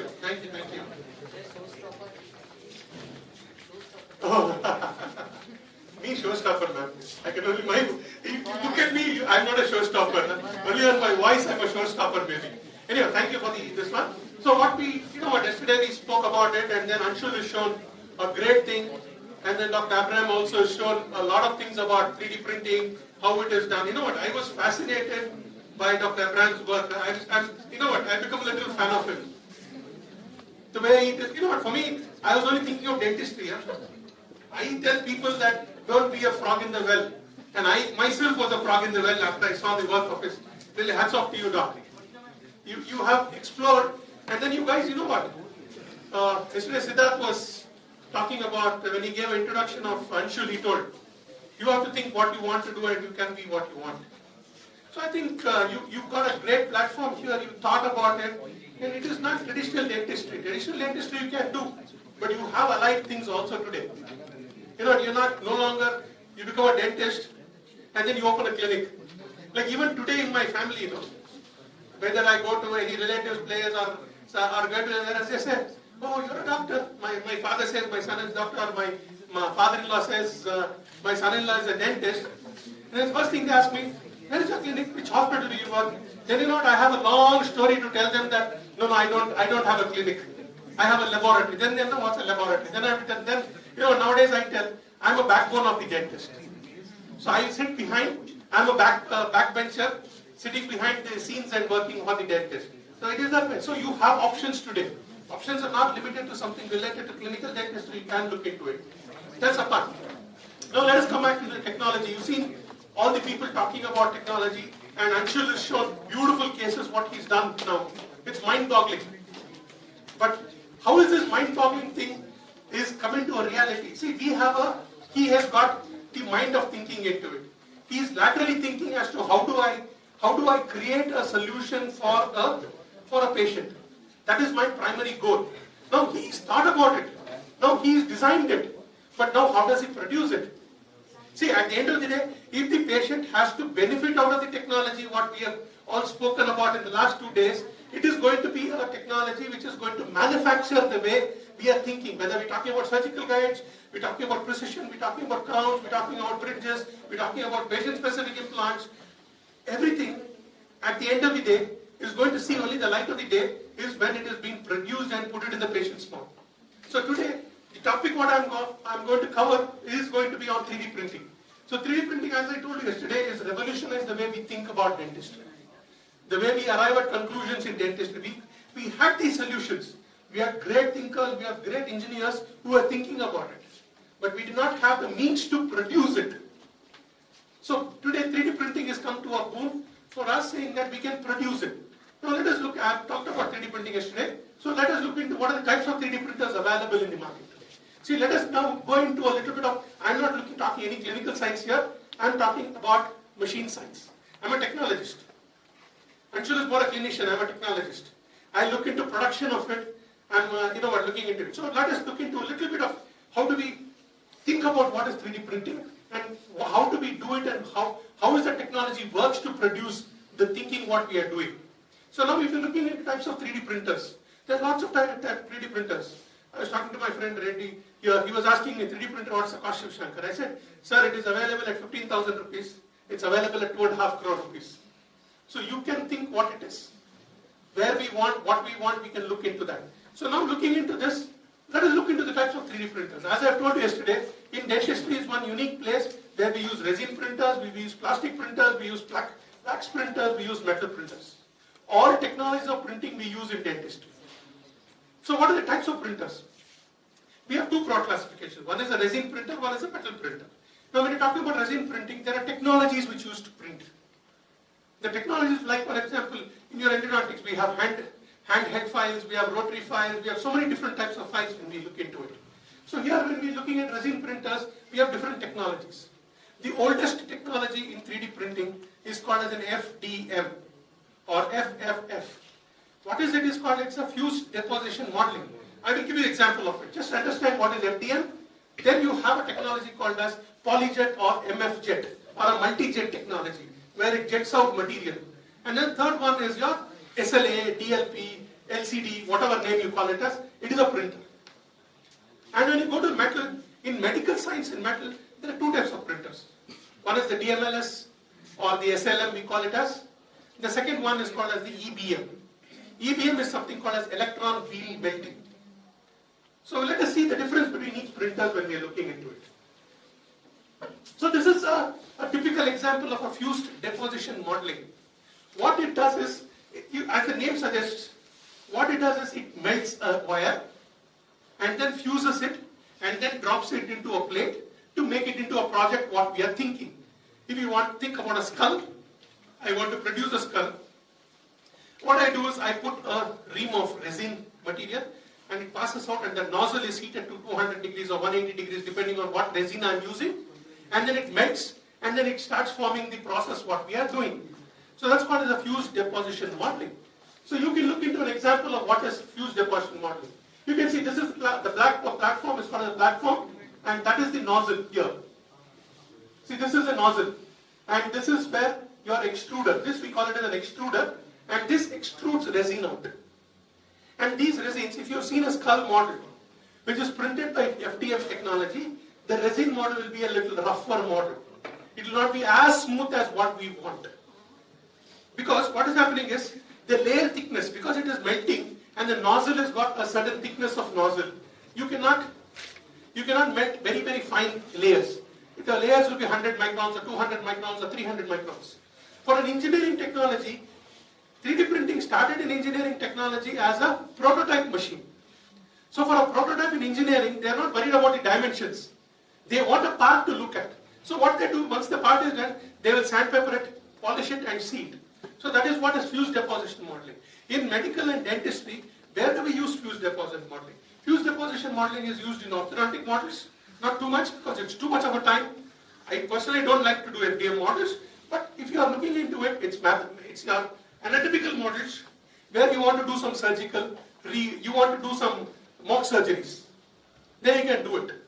You can do it and it's a little more economical compared to the resin printing what we do in the other way. So it is a fused deposition modeling. Then you have another technology in between. Sorry.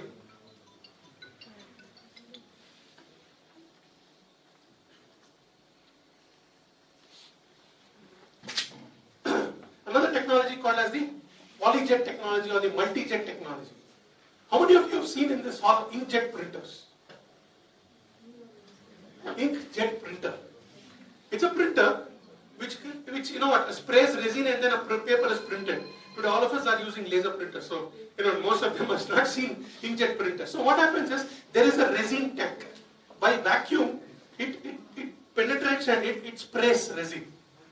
See, 3D printing is a process of developing a physical object by slices. So these slices are getting sprayed by the resin. So that is why it is called as the polyjet technology. Polyjet and the powder technology are the two technologies where you get the surface, the smoothest possible surfaces. If you want your surface to be ultra smooth, you will get this surface.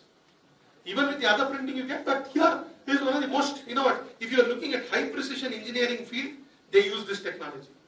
In dentistry it becomes a little expensive, that's why we are not working on this technology.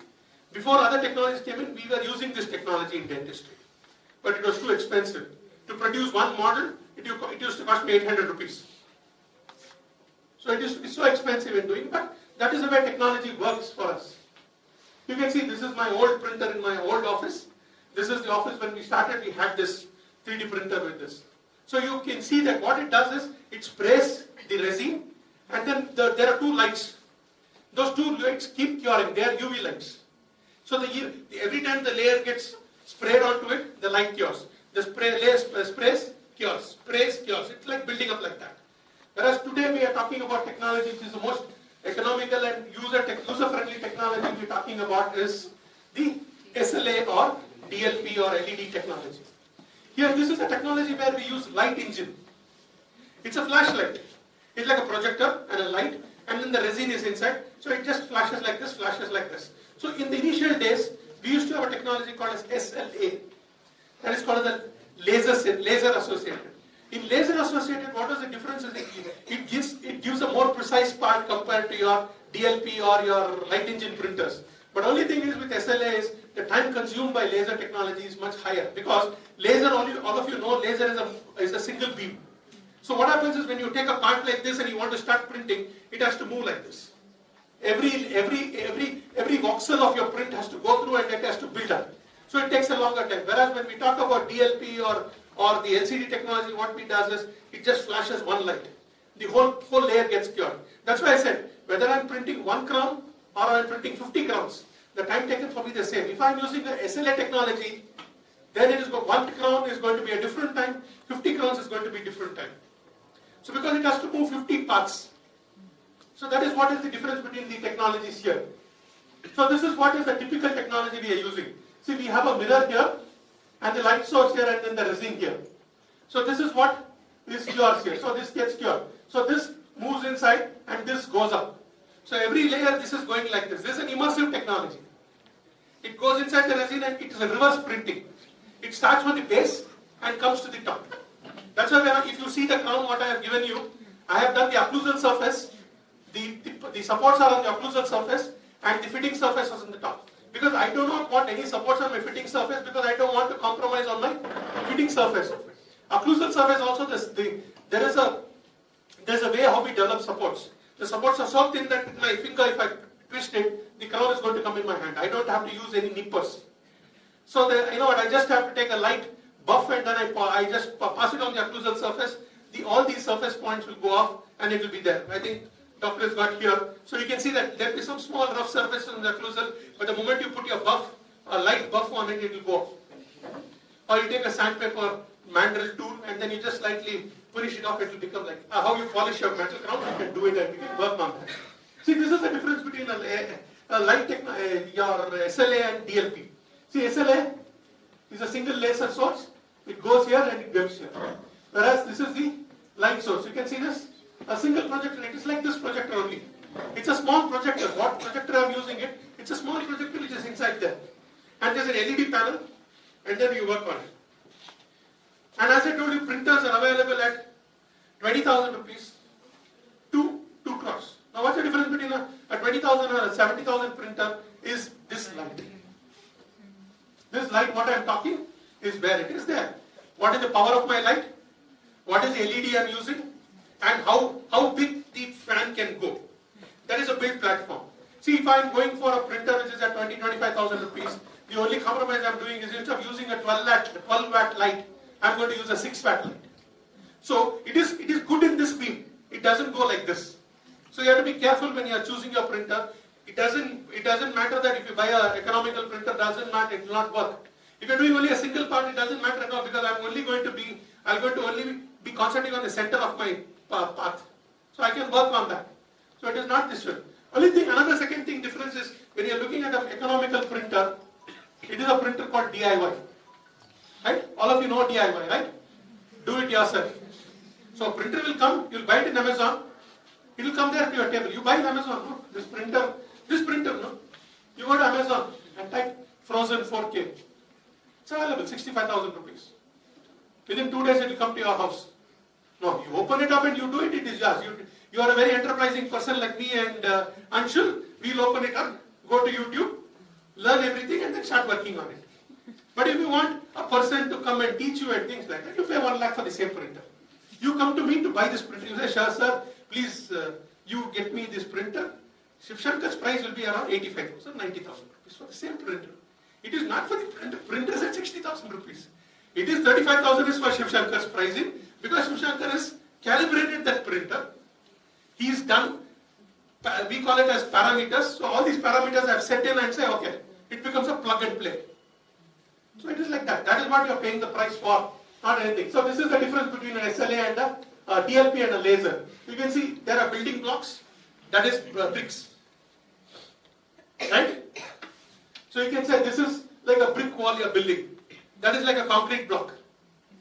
Yeah, 1 block of concrete you build, concrete block, it is there. So that's the difference of how the technology works for you in this.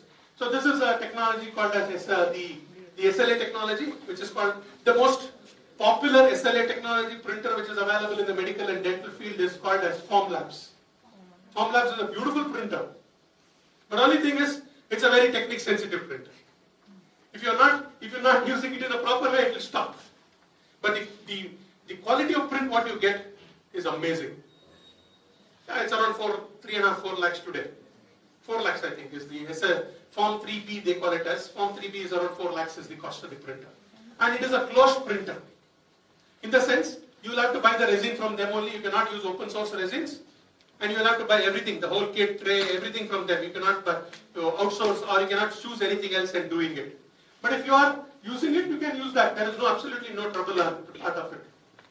Now you are looking at printers, which is faster printers, which are using proprietary technology, where you know what, you saw that. Yesterday I did a print and I was not happy with the surgical guide result. But today when I did, I again, when Panos was talking, I did some calibration there. And then I printed my crown and it came out well. So you should know how to work on this. But whereas when the printers, there are some printers where it is they call it as a DLP, it's a proprietary name. So what happens is it is calibrated everything. You're using a particular company's resin, you're using a particular tray, and then it is using a fast engine. We call it as a fast engine, where the print, for example, the temper is what you show, which took me around 35 minutes to print in my frozen printer. If I use a printer which I'm using in my lab called a NextDent printer. NextDent is a DLP printer. It will take me around 7 to 8 minutes. Yeah, the cost difference is this printer is 65,000 rupees, that printer is 12 lakhs. Yeah, but if you are looking at a production, see, I am looking at a printer for my lab. I am looking at a printer where Shiv Shankar cannot every day sit and do work. I cannot break my head on working it. I have my boys, and my boys are regular boys. So they just have to do 1, 2, 3, 4, 5 steps and printing is done. No failures, nothing. So if you want that kind of a printer, you work on that. But only other drawback of that is the cost of the printing will be a little higher. For me, when I am looking at it, it's the same cost. For me, cost to benefit ratio, I don't look at a one part cost for me. I look at the holistic picture of a costing. For me, costing is, if it's a repeat, what is the cost? And for Shiv Shankar is not worth sitting there, and Shiv Shankar will not get that money to sit there and work for that one model. It's a mundane job.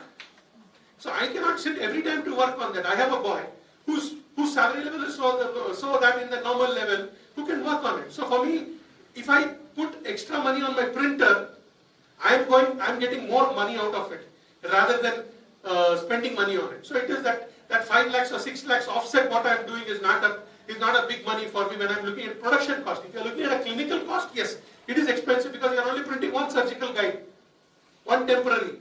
It is too expensive. But when I'm printing 100 models a day for my orthodontic work, it doesn't matter at all. The cost of the resin is, if I get a resin of a model resin, if I'm getting for frozen, I'm getting it anywhere between 3,000 rupees to 6,000 rupees. The resin which I buy for the NextDent printer is anywhere between 10,000 to 18,000 rupees. So the liter of resin. So it all varies. But at the end of the day, it's a cost to benefit ratio. You can see this. This is another latest technology which is there, called as carbon. And you know what the uniqueness of this printer is not sold. It is only leased. And the lease is $110,000 a year. Because there, it's a proprietary technology, and the technology, it is an ultra-fast printer, and everything happens inside the printer. Your cleaning, everything happens inside the printer. And the printer, what it does is, it's a vacuum environment. It is completely sealed. So what happens is, your print, what comes out of it is much more clear, much more clarity, and things like that. And in US and Europe, when you talk about biocompatibility, they have a lot of rules for biocompatibility. If you're putting a crown in the mouth, if I show like this to an American or a US or a German, they will throw me out. If I'm giving temporary crowns like this to see around and all those things. So that resin and the biocompatibility, they have a different set of rules and regulations for it to work on it. So you are looking at that kind of a technology to work with, you have a technology here. Now when you're looking at the technology, now how do I select a printer? There are two resolutions on a printer. When you buy for example, okay, now we are thinking of an LCD or an LED printer only, we are thinking about it, which is going to be around 45, anywhere between 25,000 to 50,000 rupees a printer will cost you. Now how do I select a printer? Now the printer fellow will come or the printer company will tell there are two resolutions, they say. Sir, my XY resolution is this, my Z resolution is this. So it is 37 microns, sir, 45 microns, sir, they will keep telling you. Now what is the difference between X, Y and Z? In engineering language, X, Y and Z is the height, always, universal. X is this way, Y is this way. So you looking at whatever technology you're looking into it, what you have to look into is, understand is that XY resolution is important, but your Z is also very important. How you can manage. See, there are some printers which gives you at a more economical price. They say the minimum thickness my printer can print is only a 75 micron. Below 75 micron my printer won't go. That means to say that your Z axis is 75. But if I want to print a crown, I would rather go with a 50 micron for me, because I need a precise fit and I need a smooth surface, so I don't have to take a sandpaper to polish it again. So you look into printers which can give you at around 25 to 50 microns, Z-axis printing can be done. And for your XY resolution, 37.5 microns is a good printer. 45 microns is okay, but 37 is much better. Now you see, Z-axis resolution can be controlled by you on the software. XY resolution cannot be controlled by you, because it is the light, the power, and the lens what they are using. So that is calibrated by the company. You cannot calibrate that. So that is why it is there. So now what is the difference between a Z and XY? See, this is your Z-axis. See this? See this? If you want this part, it is 200 microns. The same one, if you print for 50 microns, you will get this.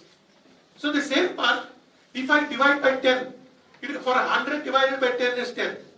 But 100 divided by 1 is 100. So for example, if I am putting it at 10 microns, it is going to be 100 slices. If I am putting 100 microns, it is going to be 10 slices. So that is what is the difference between what it is. So the thickness of what is there is there. So here you can see that this is a higher end, this one, and this is a minor one here. So this is what you can look into this one. Whereas this is what is XY resolution. See, XY resolution is that edges what you see there. To be honest, dentistry not too much, but just for you to understand technology I am talking. So this is what is, see this edges, it's so rough here, and see this, it is so smooth. The outer line becomes smoother when you are looking at 37 microns. So 37 microns is a good printer to buy, and most of the printers which are in this range is between 37 and 40 microns or 42 microns is there. So you look into it. Just don't go into 75 or 100 microns and then you say my crown's fit is not good, my surgical guide's fit is not good. It is not only on Z, it is also on XY resolution also you need to look into when you are looking into the printer. Now when you are looking into printers, this is called as a build platform. So this build platform, if you see that this is a build platform here, you can do a smaller printer, is only one model, or you want a bigger model. And I would always suggest you when you are going in for your printer, which is more economical printers, the smaller the build volume, the better for you. If you are going for industrial production or commercial production, go for a bigger build volume. Bigger build volume means you can put more number of models. If you are doing orthodontic models, you say I want to print 8 models at a time, then you go for a bigger one. If you are doing only I am going to do one temporary crown or one full roundhouse implant, full prosthesis, or I am going to do a full mouth surgical guide, the smaller build platform is more than enough for you, because what happens is a smaller build platform is the people who are using building small printers are not going to magnify the light too much. If they magnify the light too much, the power of the light comes down. So the lesser the magnification, the more force of the light is. So your print time becomes easier. See, there are sometimes if you have a large build platform, the print times become more. Why? Because I am not able to, the light is there, so I need to increase the power of the light, I need to increase the timing of the light. For example, if I have a small build platform and I say that my exposure is only 2 seconds. If I have a big tray, with the same light, I will put 10 seconds. Every layer is going to have 10 seconds of light. If I do a small one, I have 2 seconds of light. So you know what, you can do the much faster work. Nowadays, that's why dental printers have come in, where even the bigger platform printers, they're already giving you a small platform also, which is available. You can just fix the small platform, and if you're doing only a crown, then your time also reduces, everything reduces by 30%. So that is what is there. Otherwise, you just go with a smaller end printer and you can work on this. So these are the panels which are available. One thing you should understand is that the bigger the panel, the more the power light is. Ask them, if you're buying a big printer, ask them what is the wattage of their LED light. They will say 6 watt, 8 watt, 12 watt. It should be, you go in for this kind of a platform, It should be at least 20-25 watts. Otherwise it's not going to work. So it's LED lamp. You know what? Today all are LED, no? 40 watts. You buy a 40 watt LED, that is enough for you to expect the whole room it is brighter. You buy a 10 watt LED, which is only a small area which is there. So that is the same ratio which is used, and it is a UV light. So the UV light, as I told you, the UV light is in the range of, if it's an open printer, it's between 380 nanometers to 404 nanometers. So you have to buy a resin. When you're buying a resin, you should see that the resin wavelength of the curing of the resin is the same wavelength. It should not be something, it's like, you know, you go to your conservative department, you have a composite resin. Yeah, composite resin has got a certain wavelength to cure. If it is not in the cure range, on the top there may be some curing, but actually there is going to be not curing, and then that is where micro leakage starts occurring, breakage of restoration start occurring, and all those things start occurring because of that only. Now this is what is the difference. See, this is your lamp, and that's your panel. That's your LED panel which is going to be work, and that is how the light works on it. Now the second, once you get the hardware, now you have to concentrate on the software. Now you know what? There are buildings which are pillarless buildings. Like for example, you go to a big scientific auditorium, or you go to a 5-star hotel, no? You want to conduct a conference. You ask, okay, what is the size of your hall which is a pillarless hall? Or he will advertise you, sir, I have a pillarless hall for 1,000 people seating capacity. Means that construction what he's done, there are no pillars, otherwise we need to keep pillars.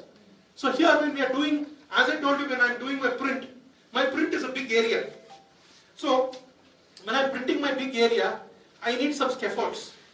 If for example I am putting a concrete, if I don't put scaffolds, still that might come in. But what will happen is there will be a dip, like this.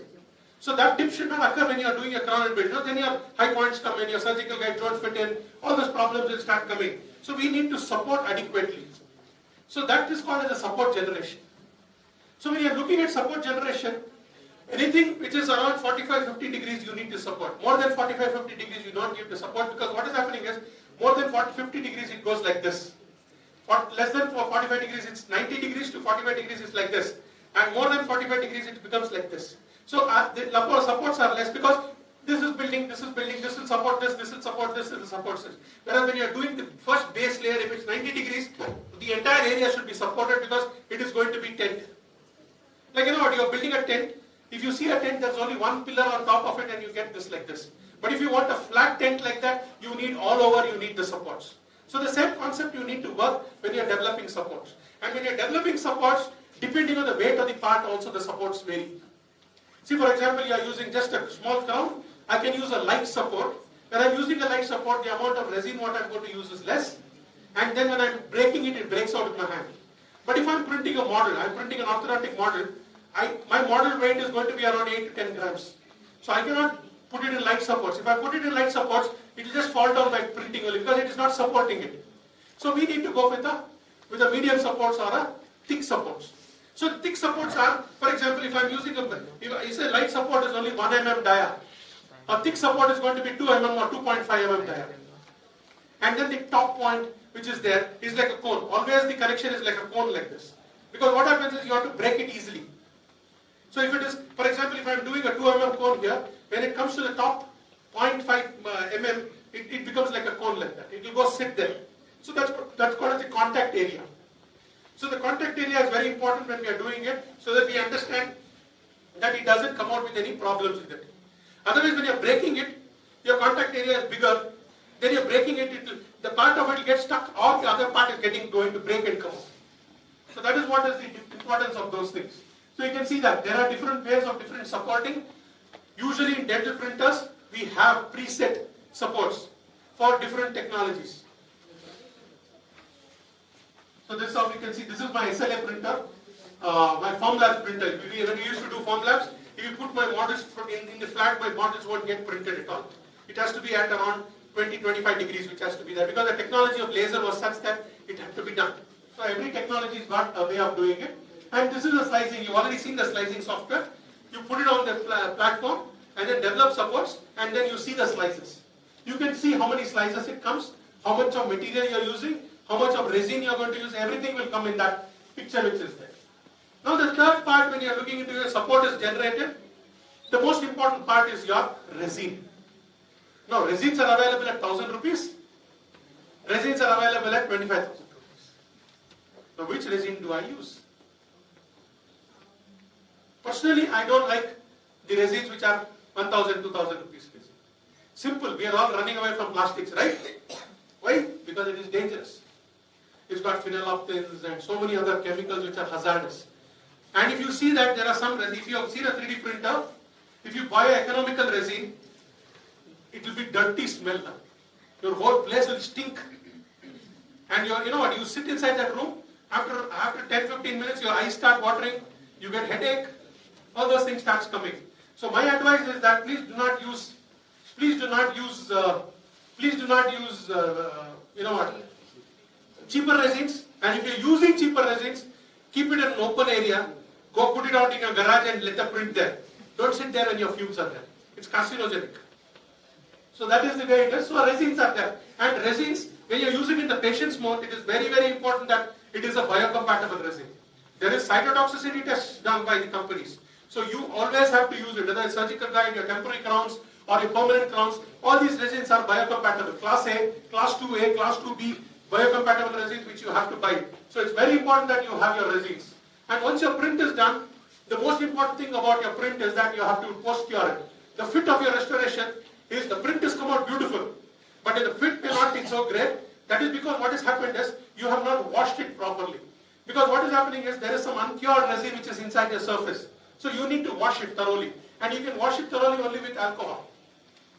So you are using IPA, isopropyl alcohol. So you put it in a ultrasonic cleaner or ultrasonic bath or cleaner, and then you clean it. And once you clean it, because we are only giving you a tag cure, 3 seconds cure, 2 seconds cure. So you need to cure it more so that it can be stable. So for that you have to put it in a UV curing oven, and UV curing oven also has to be calibrated UV curing oven which has got the same parameters.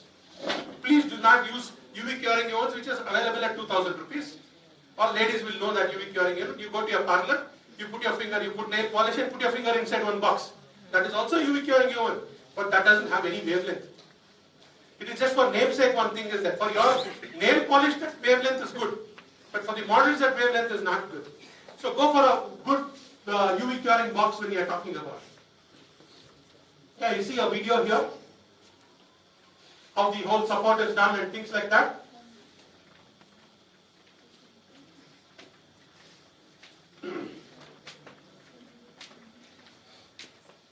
See, this is how the support is done. This is a next-end printer which is in my office. So it's the same process which has been done.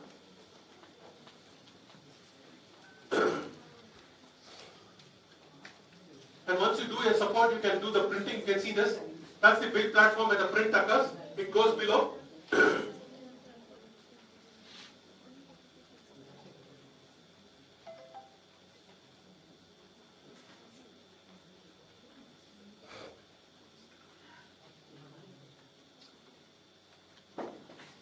You can see that dips like what you saw here. That goes inside and then it dips.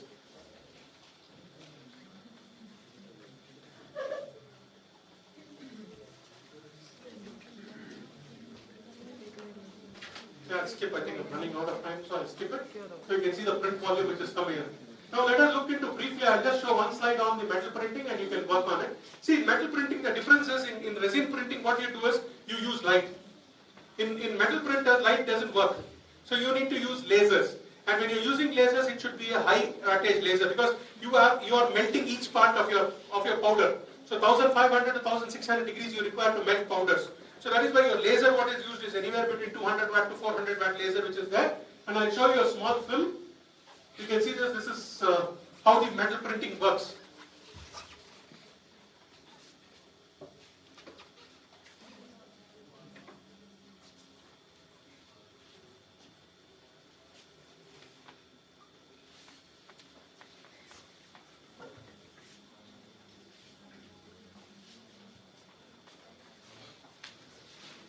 You can see this is the powder, and powder has got a specific granulometry.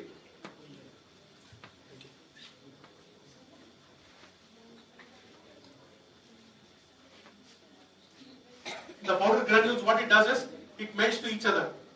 That's why it's called a selective laser melting or DLMS, or DMLS. Direct metal laser sintering.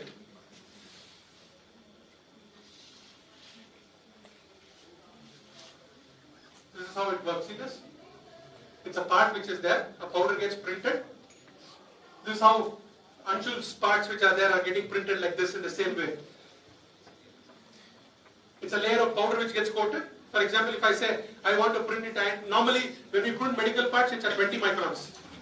So every time a layer of 20 microns is powder is coated, and then it's yours with laser.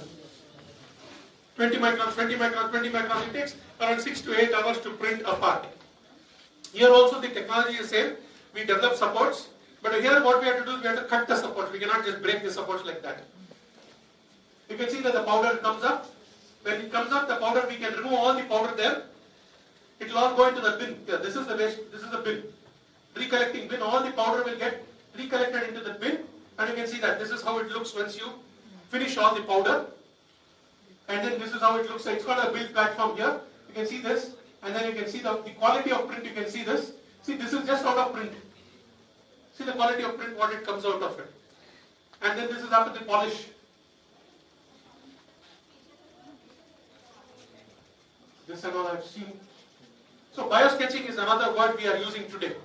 It's not about medical. It's not about metal or resin. We are also printing tissues today. You know, skin burn victims, no longer we are using graftings nowadays. Nowadays the most important use is, you print your own skin and give it to the patient. You can print anything. Your teeth will be, one day your teeth will also get printed. Not one day, very soon. Already because liver, kidney, heart, everything is getting 3D printed, you can do it. So you can see that this is an ear which is getting printed out. A scaffold will be printed out of cartilage, and then you inject stem cells, grow the ear in a petri dish, and then you go back and attach it here. After around midweek of 8 weeks, 10 weeks, you put it across, suture it, put it in you do a plastic surgery, and then your ear is done. So this is where bird is running. You can see this is a fully printed mandible, regrown mandible. They have used hydroxyapatite to print the scaffold, and inside this a stem cell is injected and left it in petri dish, and the mandible is grown. Now we do a surgery, put the mandible back, suture it, and you're done. Cementum is already grown. Cementum, they have already seen, they've done. This is not now what 2014, 2015. I'm talking about a very old research subject. But they have, they have 3D printed cementum and put it on the tissue, put it on the tooth, and the gingiva is grown over it. So it is that, it is taken across. So that is where we are heading towards when we are doing. Yeah, I don't want to do this. Okay? Thank you so much. You see the crowns? We can remove the crowns, and then you can put it in the patient's mouth. Not a worry at all. I can cure it, and then you can print it and put it across. Okay? Thank you. Thank you once again for giving me an opportunity to be back to your college. It's wonderful to be here on campus. Thank you. Yeah. If you have any questions during the lunch break, I'm there. Because I don't want to stop you from lunch. During the lunch break, I'm here. You can look into it. Thank you. Thank you, sir. I request Dr. J.S. Chandru sir to please felicitate sir with a token of appreciation.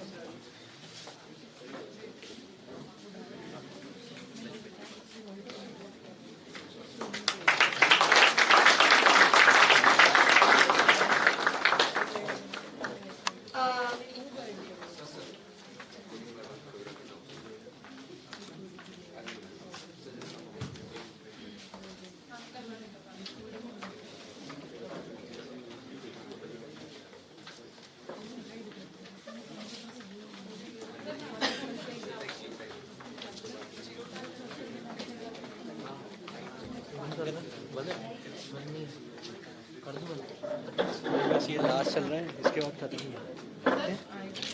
Last चल रहा है। नहीं मतलब अभी बंद कर दी, ये बंद कर दी। नहीं अभी नहीं करना मुझे। का होगा ना? नहीं बस खत्म हो गया है, अभी इसके बाद चलनी है।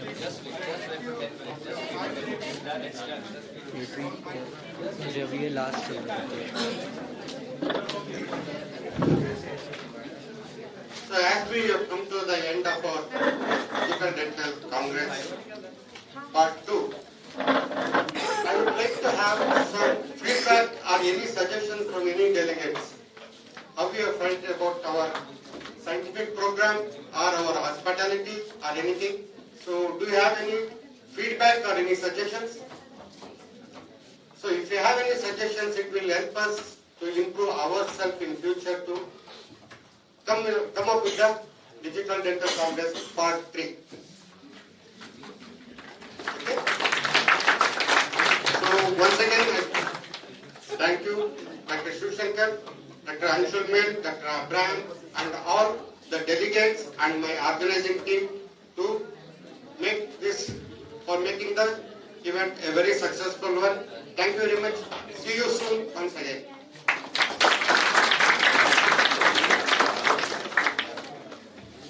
I would request all the speakers to come on the dais. We are just conducting the validatory functions, so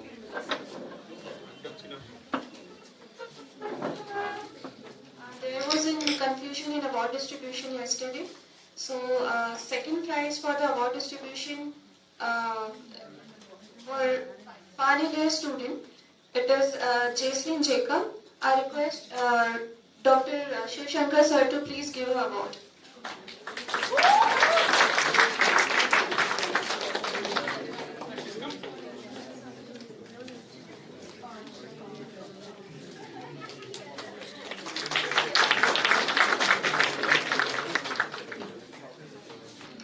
okay, we'll start with the validatory function.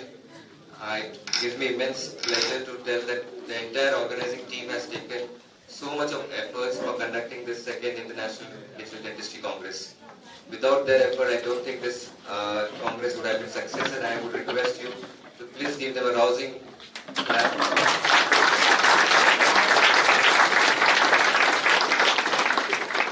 Thank you so much. So I'll just call them one by one so that they can get their trophies. I'll begin with Dr. Sufi. She's there.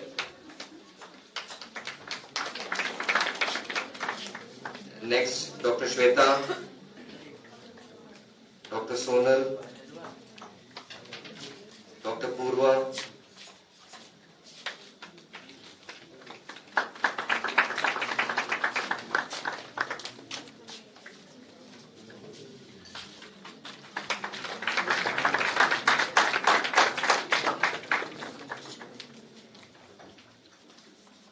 Dr. Vijay,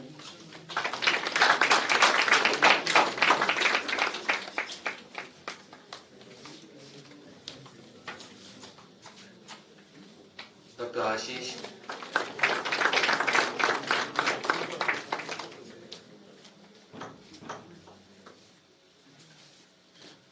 Dr. Faisal,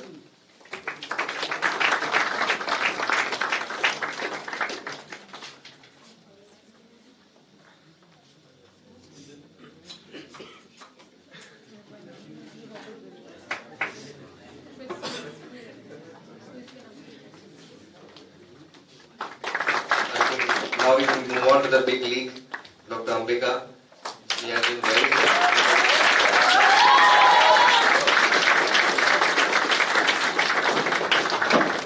the entire efforts for the opening ceremony and of keeping everything in place because of her efforts.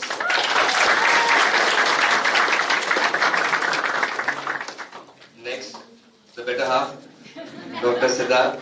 The entire trade fair credit and the banquet, I think, the effort he has put in is because of it. So next time we want a banquet, we should understand.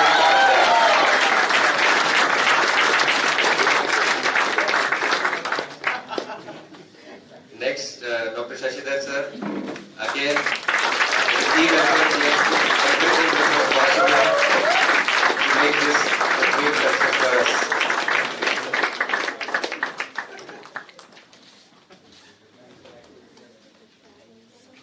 Next, I will go up on the stage.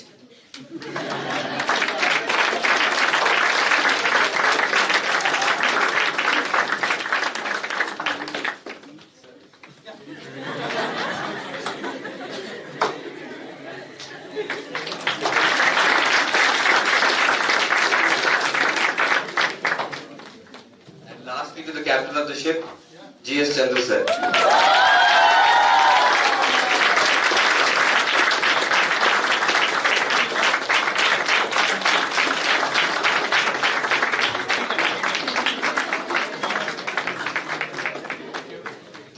very much once again and see you next year for Digital Dentistry Congress 3. Please enjoy your lunch.